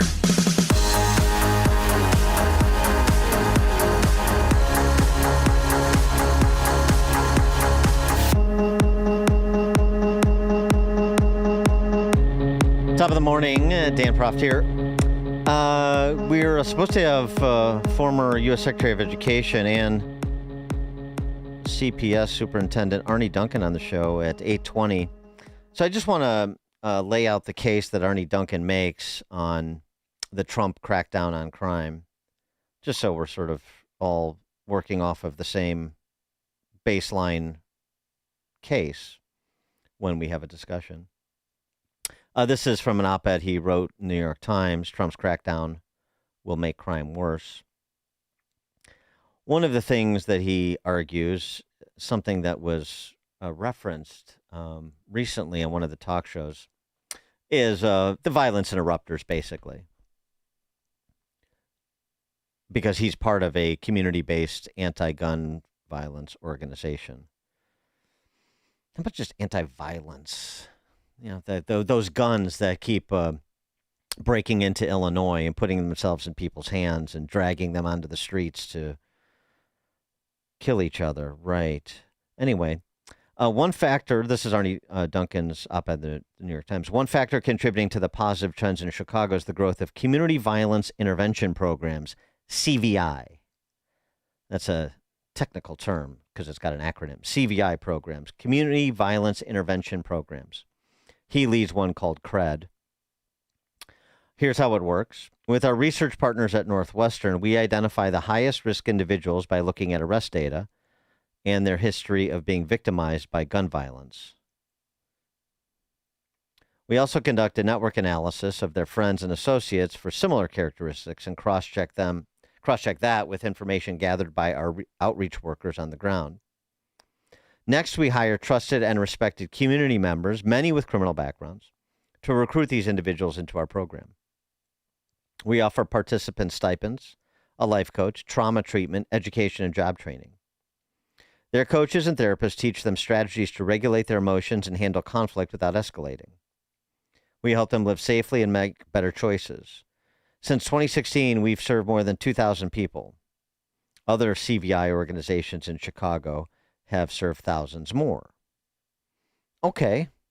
I'm willing to stipulate that there are some community organizations and some ex-offenders that go on to do good work to help others make better choices than they made or get out of the life that they're in, that these interrupters were also in, and show them there is a path out and you can be a responsible, law-abiding citizen, even if you haven't been consistently to this point.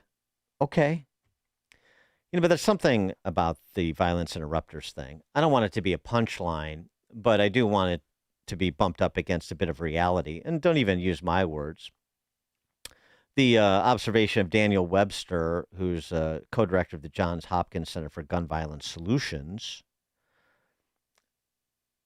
their capacity, talking about violence interrupters or community violence intervention programs, excuse me, he said their capacity is not near what you would want to really address this problem.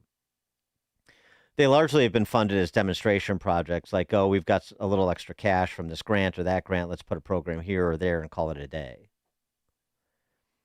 He suggested that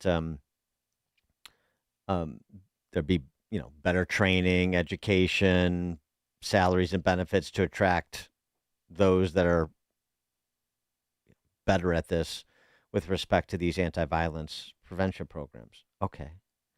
He also said this. We tend to talk about accountability only on the side of law enforcement. I think the same set of professional standards should apply to the community work as well. Give them the same kind of benefits that you give law enforcement. They're putting their lives on the line. Right now, we've tried to do everything on the cheap, and they're effectively miracle workers, those that are having a positive impact, he's referencing. But also, he does suggest there's some standards, too. there's some standards to be applied here, some measurement, just because not all violence interrupters are created the same or are accomplishing the same things. You can't just say fund violence interrupters without any metrics for their performance. And so much of these violence interrupters, I mean, we've had instances where a violence interrupter has committed a violent crime. So, who interrupts the violence interrupters? So, okay, of course, there are little platoons of democracy, community organizations, in addition to, the traditional ones like churches and families that do good work. We talk to Corey Brooks on the South Side all the time. He's doing good work. There are many others. I so stipulate. They're not all created the same. They don't all deserve the same level of funding. You can't paint with a broad brush and just say the federal government should just drop ship X amount of dollars to Chicago, and then Mayor Johnson and the city council will distribute it to the violence interrupters of their choice. I mean, we have been doing a lot of that, haven't we? We have had a lot of after-school programs, and we funded a lot of this stuff, and not just on the cheap, haven't we? So I don't know a lot about Duncan's particular organization, but I do know about other organizations run by ex-cons that we've profiled on this show, including John Ponder's excellent program, Hope for Prisoners, out in Clark County, Nevada.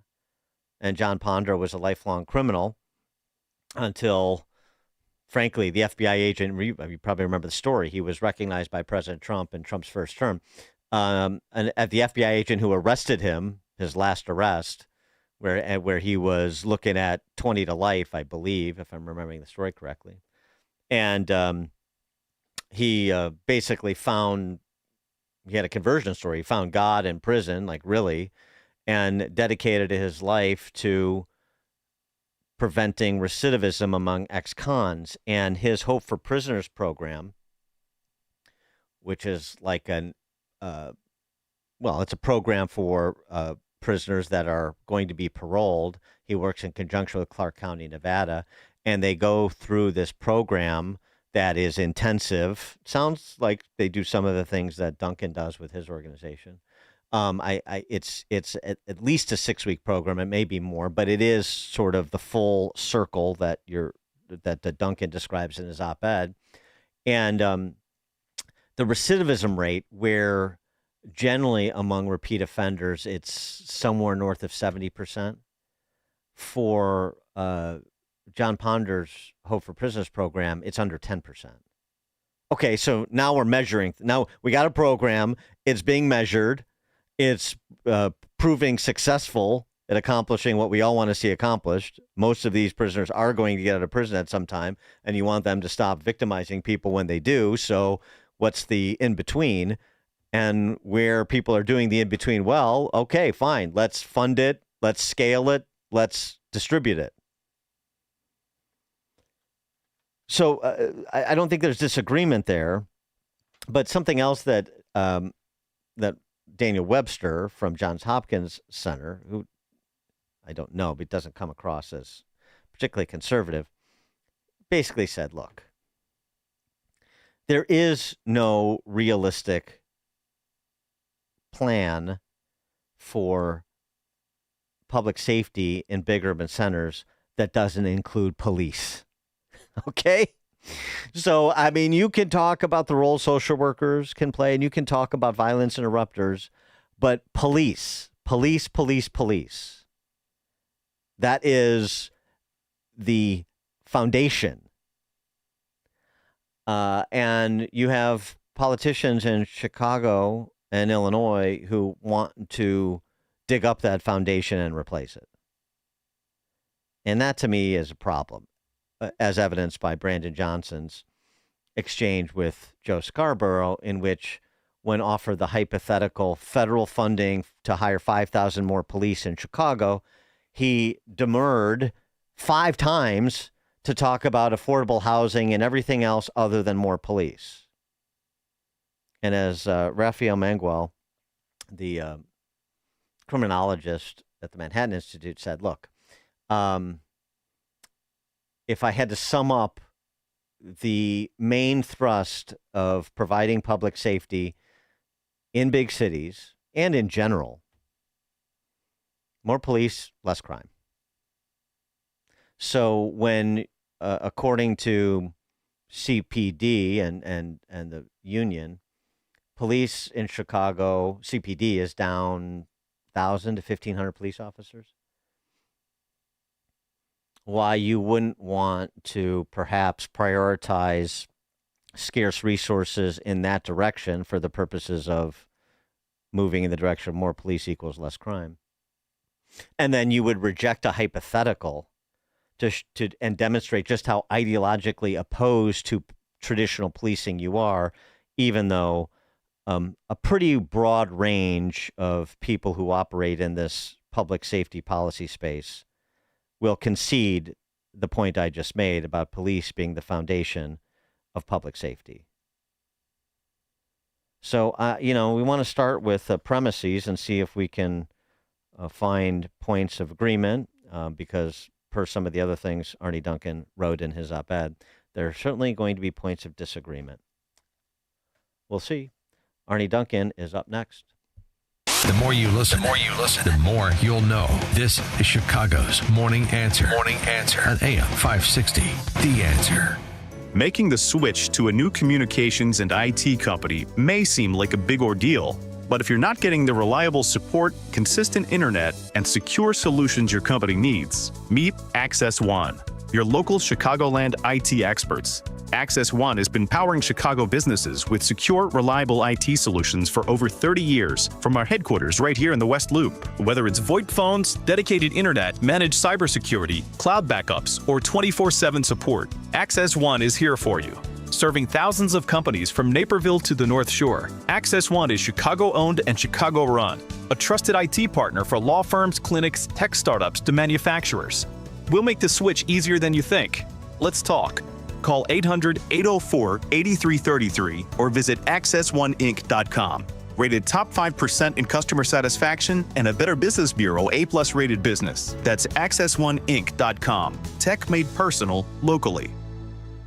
They say timing is everything in the gold and silver markets, and it's true. Dennis Prager here for AmFed Coin and Bullion. Although you can buy at the right time, if you buy the wrong coins, you may not make a profit. When gold was $400 an ounce, many people were talked into buying high-grade old gold and silver collector's coins. Unfortunately, most of the people who bought these so-called semi-numismatic coins, like the $20 St. Gordon's and Liberty Head gold coins, have not broken even on their investment. Incredible, given that gold has risen approximately 525% since then. So while timing is everything, if you buy the wrong coins, the timing simply doesn't matter. Having a dealer who cares about positioning you in the right types of coins or bullion will mean more to your portfolio than anything else. That's why I deal with Nick Rovich and AmFed Coin and Bullion. Whether you're buying or selling, call 800-221-7694. That's 800-221-7694. Or go to AmericanFederal.com, AmericanFederal.com. Wow. At the time of this being written, both gold and silver are up some 40%. That's 40% in just 1 year. In fact, this past year, gold has broken all-time historic records by hundreds of dollars an ounce. And unlike all other financial instruments used today, that historic record goes back thousands of years. In times like these, prices have never been better on most collector and gold coins. Fox Valley Coins in Naperville is trying to keep up with demand.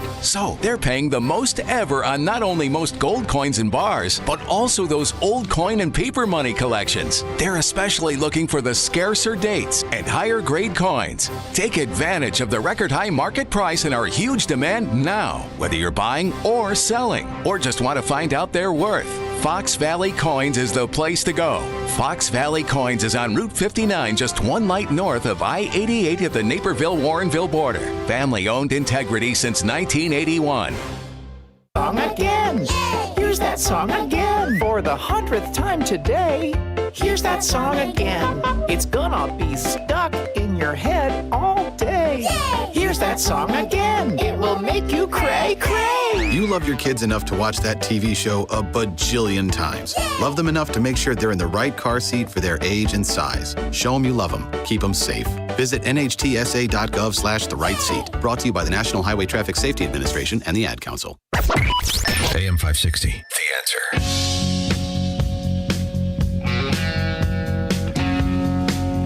Top of the morning, Dan Proft here.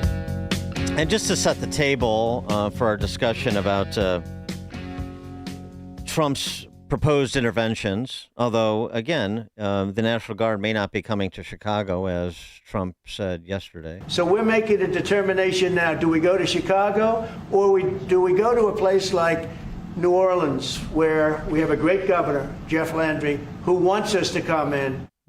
Wants us to come in. So the saw about ignoring red states that have crime problems in major urban centers like Louisiana does with New Orleans. I guess that's by the boards. We also heard earlier in the week from Alex Ayala, who is the union boss for the Milwaukee police. I'm reaching out to Trump because I want the National Guard to come to Milwaukee on behalf of his rank and file officers. I know Wisconsin is an on-again, off-again red state, but to the point, it's not opposed everywhere. And that it would make crime worse deploying the National Guard. Well, that hasn't been the experience in the last couple of weeks in D.C. It's something that even Muriel Bowser, the Democrat mayor of D.C., has conceded. And yet this is what we get from the political leadership in Illinois. First, Lieutenant Governor Juliana Stratton running for U.S. Senate. Do you know that the last time that federal troops, or National Guard, quite frankly, were federalized against, for a state and sent to a state was in 1965 when troops were sent by President Lyndon B. Johnson to protect protesters who were marching from Selma to Montgomery. Protesters like my father, Henry, who's now 92 years old, who marched for voting rights. That's how it was used, to protect rights. And now here we are seeing President Trump federalize the National Guard to crush rights. That is not helpful. So we didn't ask for it. We don't want it. The people of Illinois and the people of Chicago don't want this to happen. It's a manufactured crisis. Well, I mean, you can be opposed to the idea of using the National Guard, but I'm a little unclear as to how they would be charged to crush rights. I'm also a little unclear how crime in Chicago is a manufactured crisis. You mean what we're describing isn't true? The data doesn't constitute it? I know down year over year, but not that much if you go back a little bit longer towards like pre-COVID. 293 homicides, 1,374 people shot year to date. So if that's not a crisis, and that's just homicides and 1,129 people who were shot and survived. Doesn't even get into other Class X felonies. So if those numbers don't constitute crisis, what's the threshold, I wonder, for Lieutenant Governor Stratton? For more on the topic, pleased to be joined by Arie Duncan, managing partner at Emerson Collective, and a former Secretary of Education, as well as superintendent of CPS, and a founder of Chicago CRED, this community violent intervention program that we were talking about per his op-ed in the New York Times. Arie Duncan, thanks for joining us. Appreciate it. Good morning. Thanks so much for the opportunity. So we're talking about CRED, and I didn't get to the results, but I did go through what you offered in your op-ed in terms of the approach that you take. And it is providing some results according to research from Northwestern. Tell us about it and what you think the secret sauce is here. Yeah, well, I wish there was a secret sauce. I sure haven't discovered it, but we've been at it for 9 years. It's the hardest work I've ever done. It's honestly the most heartbreaking, but hopefully the most meaningful over time and definitely the most inspiring. So we now have 9 centers across the South and West sides. We work with the men and women and teens most acutely at risk of shooting and being shot. They spend about a year with us. We do a whole set of things. They all have life coaches. They all have clinicians. Healing from trauma is really, really important. They get their high school diplomas. We just had a fantastic high school graduation ceremony a couple weeks ago with about 115 graduates. And then we do jobs at the back end. We teach hard and soft skills. We have a number of employers who hire at the back end. And what we just really try and provide is an off-ramp for these cycles of violence that have consumed too many of our families. And so it's really hard work, but it's unbelievably inspiring every day to see the transformation that people go through, not overnight, but over time. And as I was discussing before you joined us, I mentioned the Hope for Prisoners program that my friend John Ponder runs in Clark County, Nevada, that has shown great success in reducing recidivism among ex-cons who are paroled. So I'm all for those sorts of programs that produce results. I mean, who would be against that? But the idea that this is mainly, in terms of any federal support for what Chicago is facing, is mainly just about drop shipping money to violence interrupters for Pritzker or Brandon Johnson to distribute. I mean, I find that problematic because I don't see I don't see the results of that and the metrics that you're providing, at least as detailed in the op-ed, with organizations across the board. So, I mean, there is a separating of the wheat from the chaff that has to be done with these violence interrupters as well, isn't there? Quality and accountability is always at the top of our agenda. And Northwestern does the independent, third-party research on us, and we're showing a 73% reduction in violent arrests. So, that's very real. We want to continue to get better. But it's pretty interesting. I mean, if you look at the data, we just had our safest summer since 1965. Now, it is not safe enough. We have a long, long way to go. I'm far from satisfied. But the safest summer in 60 years, it was also very interesting. You probably know here in Chicago, it's not just that violence is down, arrests are also down, which is maybe a little counterintuitive for some of your listeners. But that's actually the sweet spot. You want to have fewer arrests. You want to be incarcerating fewer people and incurring those expenses. And you want to have more safety, less violence.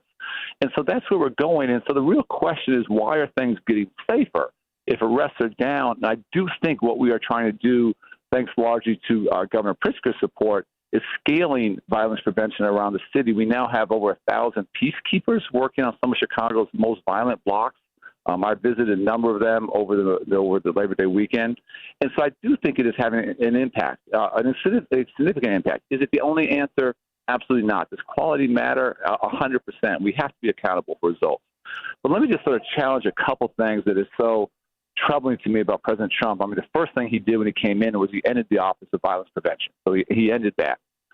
School shootings, which are an absolute disaster across the country, impacting everybody. We obviously just had babies killed in Minneapolis who are literally praying at a Catholic school and were massacred. There's no thought there. There's no idea of somehow making schools safer, making our communities safer.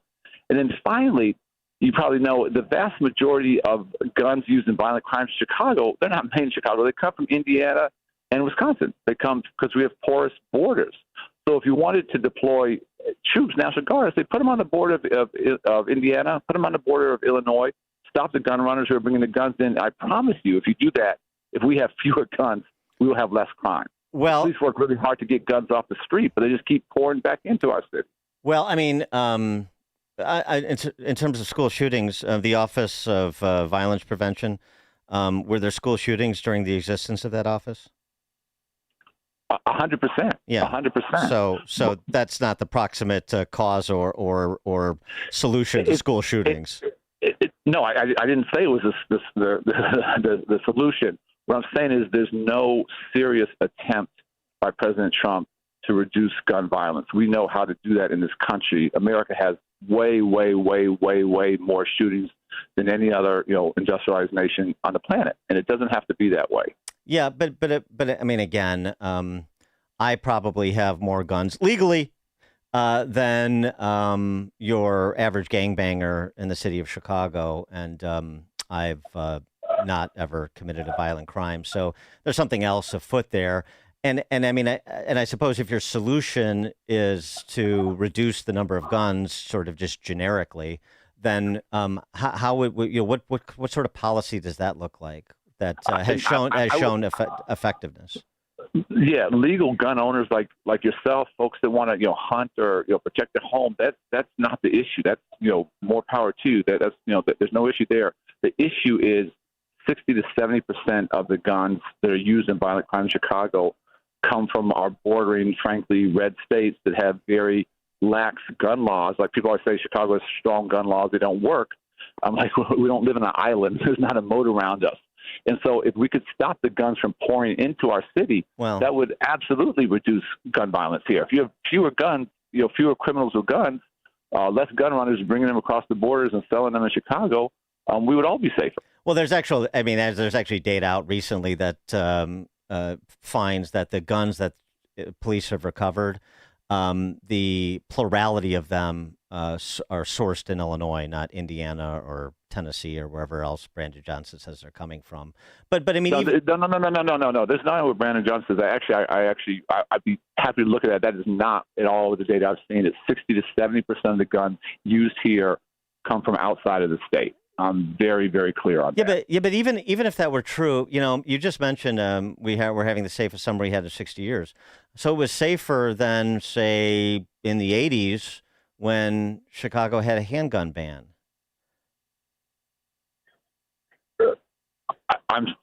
What's your point? My point is to say you wanted fewer guns. Private gun ownership was illegal in Chicago for an extended period of time, and the city was more violent, as you just mentioned, the safest summer in 60 years. So guns is the proximate cause or something else? There's always multiple things, but if we had fewer illegal guns in our city and less guns pouring into our city, we would be safer. Right, but the reality is that you have, as many on the left want to say, more guns in circulation in this country than people. And so, I mean, in terms of being realistic about the reality, about the landscape you're operating on, you are not going to eliminate the existence of guns. You're not going to even make a dent. No, I know, but you're not even going to make it. You're not even going to make a dent in it. You're not even going to make a dent in it, right? I'm not suggesting that. Well, suggesting if we had fewer illegal guns pouring into our country, pouring into our city, pouring into Illinois, we would be safer. That's my only point. Just one other question.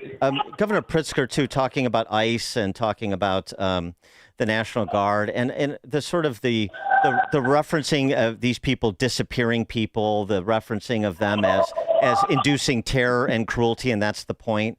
I mean, do you think that's constructive rhetoric? You can disagree with the position of the National Guard, but do you think the National Guard and ICE are paramilitary terrorist organizations? I'm not following all that. I'm working here every day. I'm not following all the quotes. I will say that, let me be very clear. The National Guard are very good human beings with families like all of us. They're following orders. And so we need to separate. I really don't hope they don't come here. But if they do, I want to treat them with the utmost of respect and separate them from the man who has sent them here. And I do think deploying, folks that are trained for war on American soil is a major problem. I do think that. Arie Duncan is managing partner at Emerson Collective, former U.S. Secretary of Education and Superintendent CPS, and founder of Chicago Cred. Arie Duncan, thanks for joining us. Appreciate it. Thanks. Have a good morning. Take care now. You too. And he joined us on the Turnkey.Pro answer line.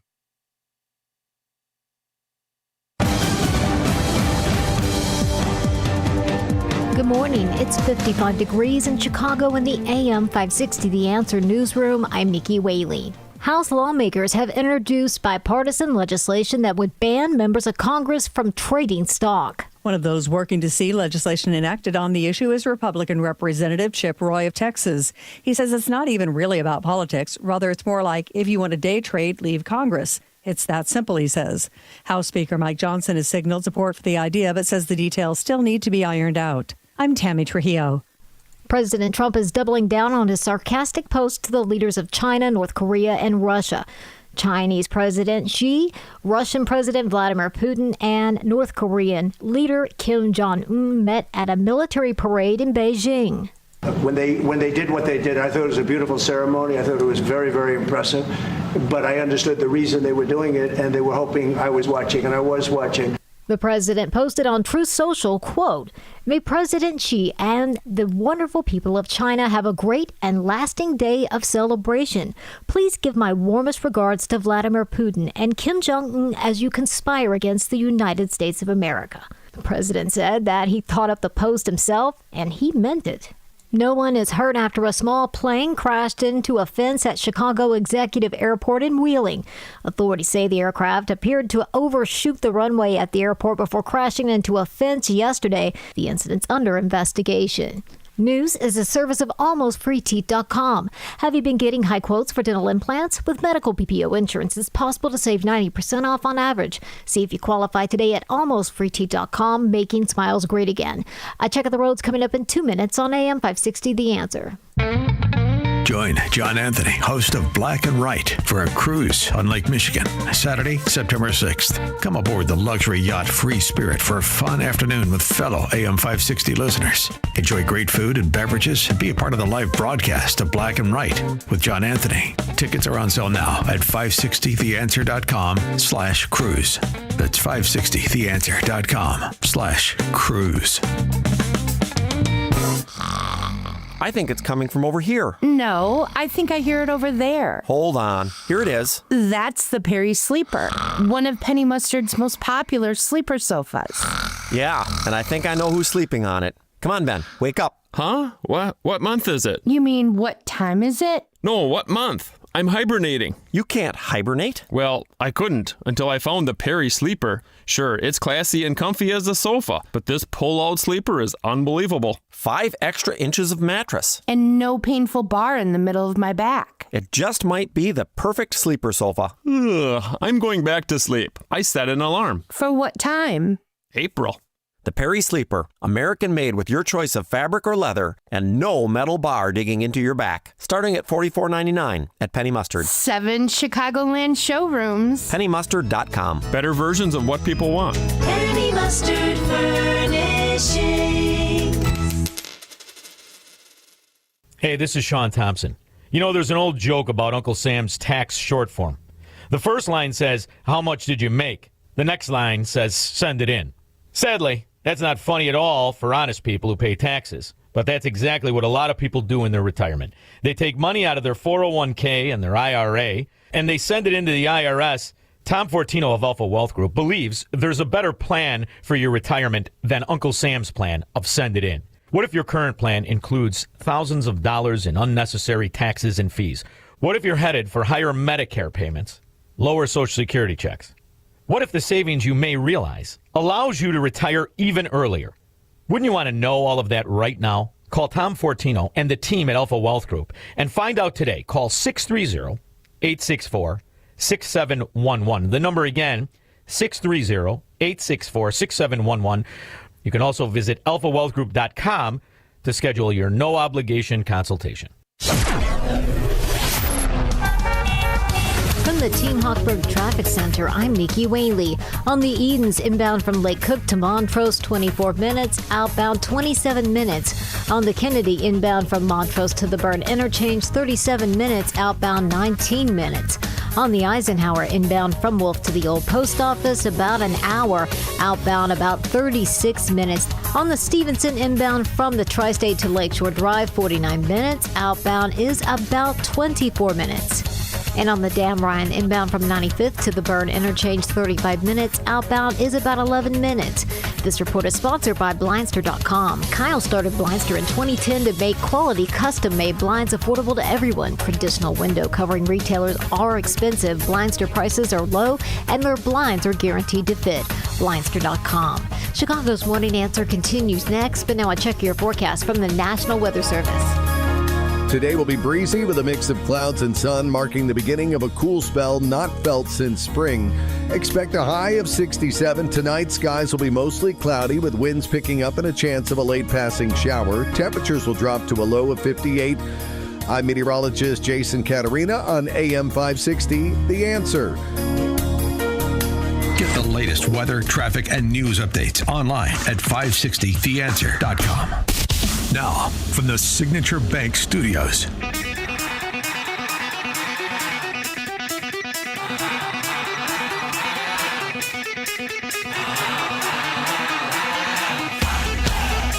Top of the morning, Dan Proft here. Not surprised we're generating quite a few reactions from our conversation with Arie Duncan. But again, as I always say, I do appreciate him coming on. I do respect him for coming on. Why does sausage so often resist the grinder, to borrow a Buckleyism? And he did not. He did not. So I hope to talk to him again. And, he knew he was coming on to talk with someone who disagrees with a lot of his views, not just on the president, but on policy. And he came on, so it was good. People should hear the arguments side by side, as I often say.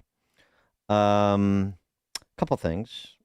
Take your calls, 312-642-5600, Turnkey Depot answer line. I got a text from a police officer friend of mine. You'll never dent the amount of guns coming into this country.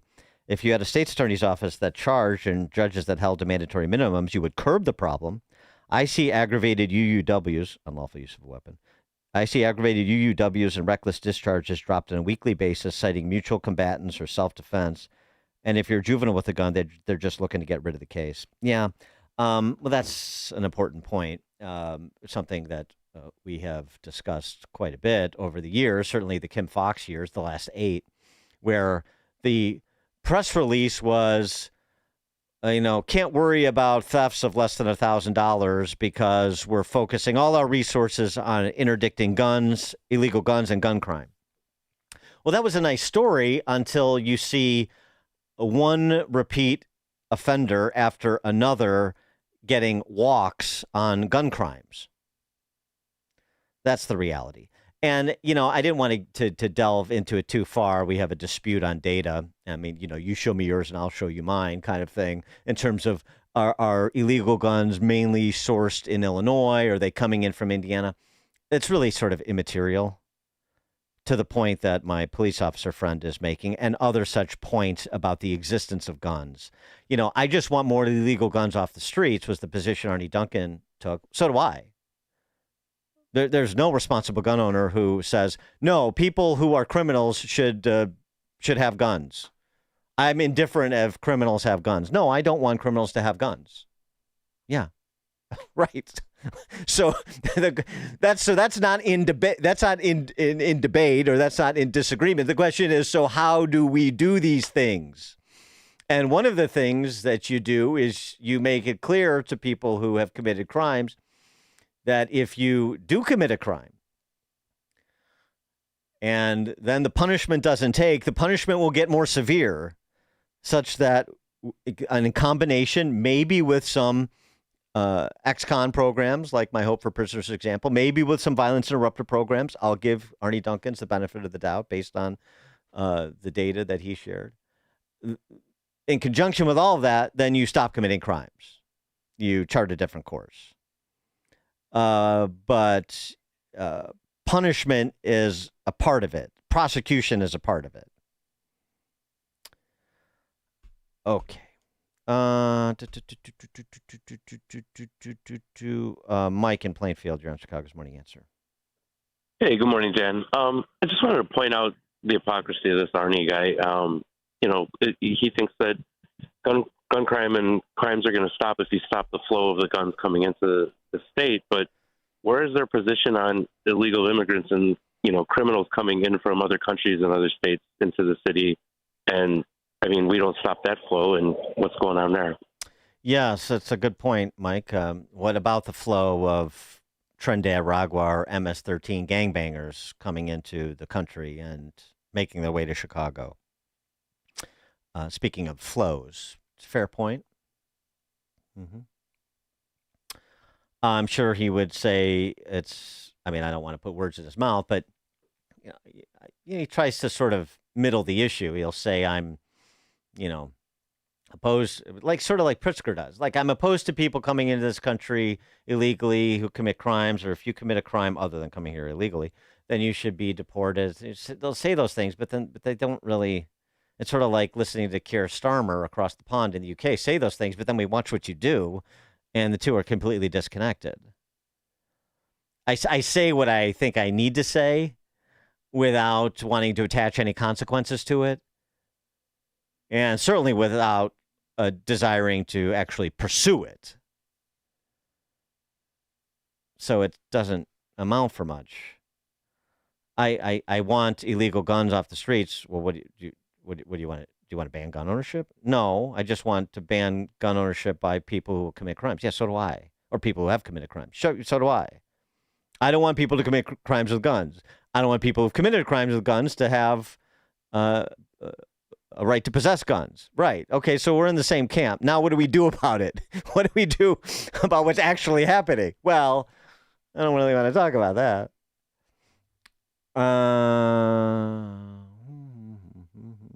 Mark and Rochelle.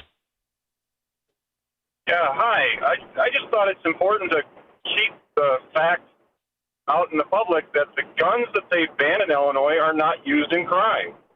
In fact, the AR-15 that they banned is a high percentage of home defenses use AR-15. So they keep skirting that fact that what they banned is not really affecting what they're saying they have lower gun crime. Yeah, thanks for the call, Mark. Yeah, I mean that he sort of danced around the banning of weapons thing, or I'm sure he would, because I think he's previously expressed support for so-called assault weapon bans. But again, we did that for 10 years at the federal level. And what was the result? You'd be hard-pressed to find any research that concludes that it produced any reduction in crime. And you want to do it now? Well, I mean, what are there, 20 or 30 million sport rifles in circulation?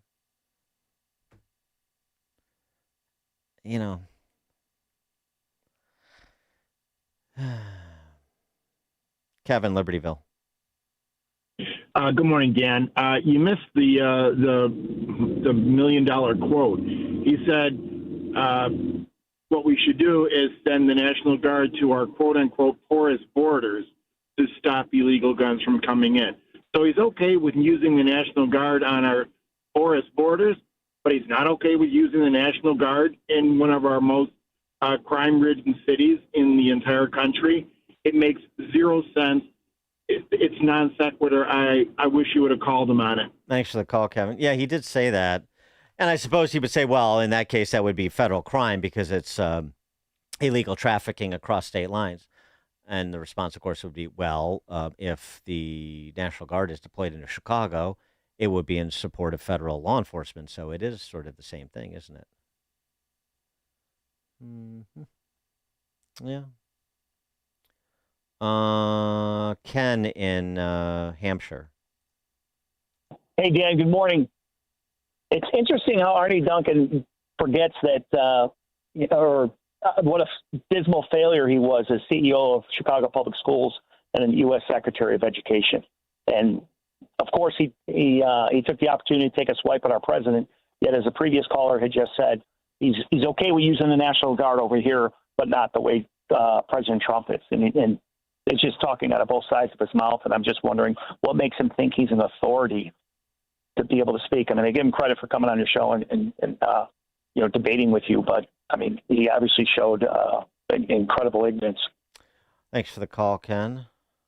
I mean, he does say in his op-ed too, which runs a bit counter to what we've heard from the current political leadership in the state. He says in his New York Times op-ed, of course, a robust police presence is still a vital part of comprehensive public safety, strategy. In addition to arrest and incarceration, we need to provide at-risk people with off-ramps from the criminal justice system. Yeah, in addition to, not in place of.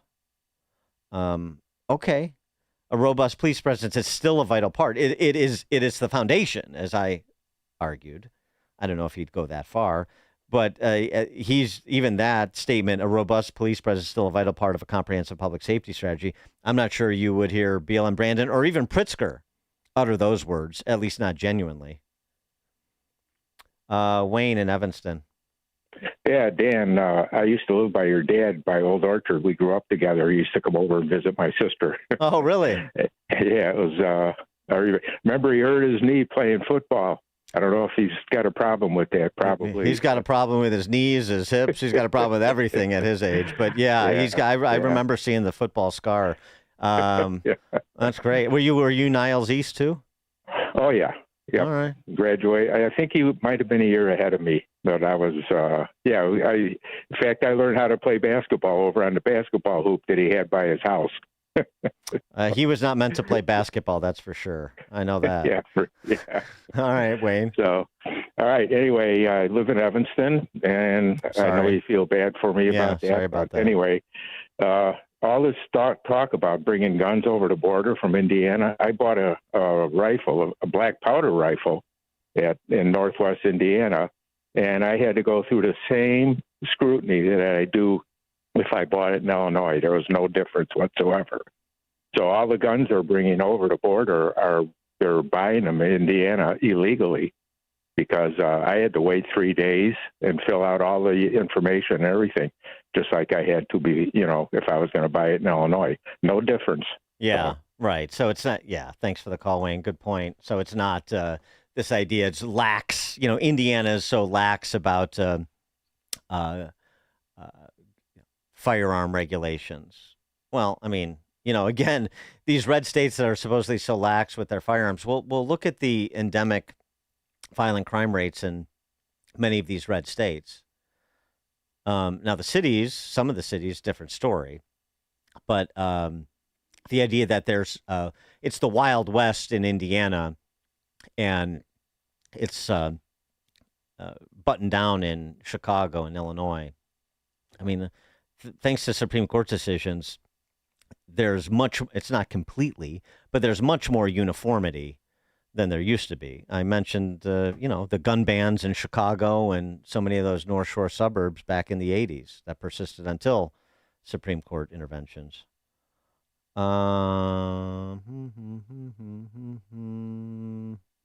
Jeff in West Chicago. Hey, Dan, I just wanted to bring up just something that I've noticed over the years about the violence in Chicago. It's kind of amazing. I've been watching the news for 44 years. I live in the western suburbs. But, every Monday morning, I call it the Monday morning body count because they always report on the violence in Chicago. The point I'm trying to make is that still to this day, in 44 years, the crime happens pretty much basically in the same area, the south and west sides, happens with the same weapons, guns, happens for the same reason, drugs, and turf wars, and it kind of happens by the same folks. And the point is that if I can recognize this, I'm just kind of surprised how politicians haven't recognized it. And I think maybe, the politicians, the Democrat politicians, are a little worried about Trump cleaning that up because, after all, that's a campaign platform for them to run on. I don't know. What do you think? Yeah. Thanks for the call, Jeff. You're right. I mean, we can name the 10 neighborhoods together that are where violent crime is concentrated. Certainly the shootings and murder, the murders and the shootings, the wounded as well as the dead. We can name them together. They haven't changed very much in 40 years. Absolutely right. And I think there's a lot of reasons why there is opposition to scrutiny. Opposition to additional resources that are not local that could highlight the incompetence of the local, or even worse, the complicity of the locals.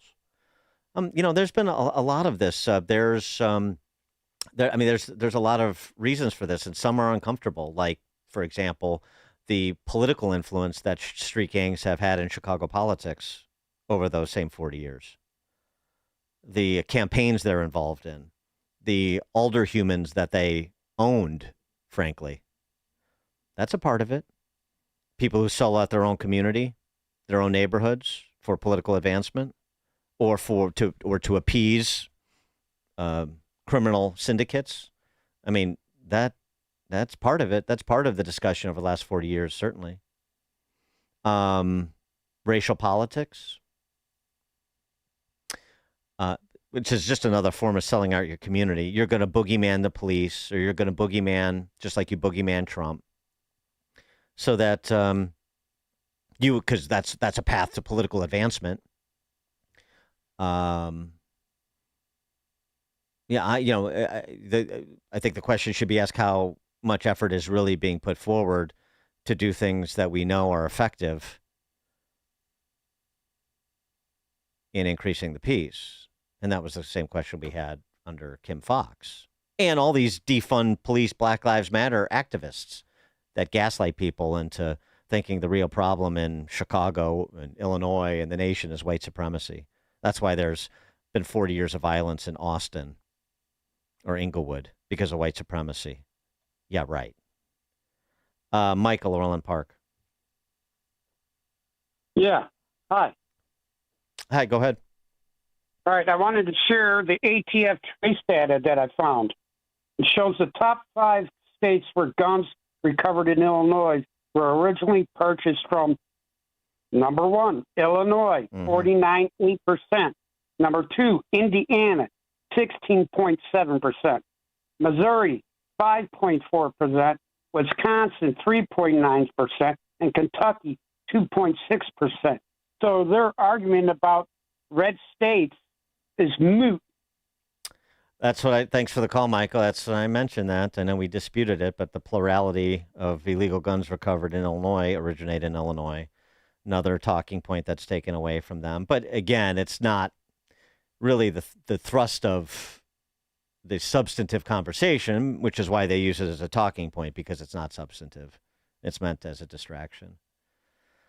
All right. Sorry we couldn't get to more callers. We got a full bank here, but the time is upon us. We'll pick up this issue tomorrow and probably for the foreseeable future as we anxiously await where Trump may direct the National Guard. Thanks for joining us today. It is now 9 o'clock on AM 560 WIND Chicago. Things could get heated at the Senate. I'm Dave Anthony, Fox News, and Robert F. Kennedy Jr. gets questioned at a hearing about to start as the Health and Human Services Secretary faces scrutiny over his vaccine skepticism and HHS policy changes and restructurings like the controversial firing of the CDC director last month. Secretary Kennedy is going to go in there today, talk about that choice for the American people of status quo versus reform. White House advisor Kelly Means also tells Fox. The CDC has overseen a Chernobyl-level failure with their COVID response and what's happening to child chronic disease. They receive an F on their goal of controlling disease. While Democrats have been highly critical of Kennedy and are urging President Trump to replace him, Democratic Senator Ron Wyden wrote in a letter that Kennedy has left a number of inquiries for information unanswered.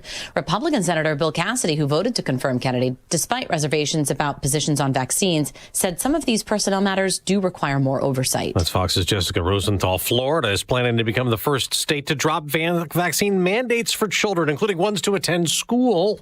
What you put into your body is because of your relationship with your body and your God. I don't have that right. Government does not have that right. State Surgeon General Dr. Joseph Ladapo. Critics of the plan call it dangerous and undermining public health.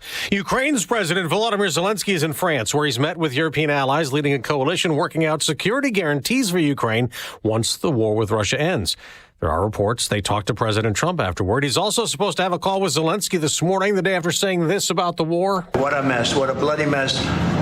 It's going to get done one way or the other. But they have to stop killing all of these souls. Their souls. President Trump also plans more talks in the coming days with Russian leader Vladimir Putin. A fashion icon is being mourned. Italian designer Giorgio Armani has died at the age of 91. America's listening to Fox. Now, your official weather forecast. Today will be breezy with a mix of clouds and sun, marking the beginning of a cool spell not felt since spring. Expect a high of 67. Tonight, skies will be mostly cloudy with winds picking up and a chance of a late passing shower. Temperatures will drop to a low of 58. I'm meteorologist Jason Caterina on AM 560, The Answer. Get the latest weather, traffic, and news updates online at 560theanswer.com. Join John Anthony, host of Black and Right, for a cruise on Lake Michigan, Saturday, September 6th. Come aboard the luxury yacht Free Spirit for a fun afternoon with fellow AM 560 listeners. Enjoy great food and beverages and be a part of the live broadcast of Black and Right with John Anthony. Tickets are on sale now at 560theanswer.com/cruise. That's 560theanswer.com/cruise. Living with everyday pain is like having a voice that always says, no, you can't do that. No, you better sit this one out. It's no way to live. So if pain is affecting you, see how Relief Factor can help get you back to life on your terms.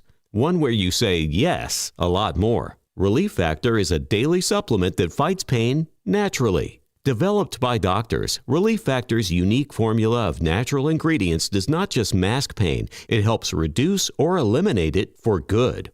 Whether it's your back, neck, joints, or muscles, Relief Factor can help you, as it has for so many others. So call 1-800-4RELIEF and give Relief Factor's 3-week quick start a try. It's only $19.95, less than $1 a day to get your life back. Just go to ReliefFactor.com or call 1-800-4RELIEF. That's 1-800-4-RELIEF. And see how you can say yes to more of everything you want. We couldn't decide if we needed in-home care for Dad. Right. Just some help here and there with bathing, organizing his meds, a walk through the neighborhood. Oh, exactly. But everywhere we looked, we had a 4-hour minimum. It was more care than he needed. And it didn't make sense to spend extra for it. Then we found Senior Helpers of Naperville Southwest. No minimum hours. We were shocked. Now a caregiver stops by once or twice a week for just an hour or two to help with the small things that make a big difference. And Mom loves the visits. It's not just help. It's companionship. At Senior Helpers of Naperville Southwest, we understand that not every family needs round-the-clock care. We serve DuPage, Cook, Kane, Kendall, and Will counties. We conduct free in-home assessments and we guarantee compatibility. Call Senior Helpers of Naperville Southwest today at 331-281-0728. Again, that's 331-281-0728. And tell them AM 560 sent you. Senior Helpers of Naperville Southwest. Senior care, only better. Perhaps you're a collector. Or perhaps all of a sudden you have a collection. Maybe it's an inheritance. How do you know what it's worth? This is Sean Thompson for Donley Auction. The market for antiques and collectibles is changing all the time. What is your collection worth right now? Well, I've got an easy way to find out. It's simple. You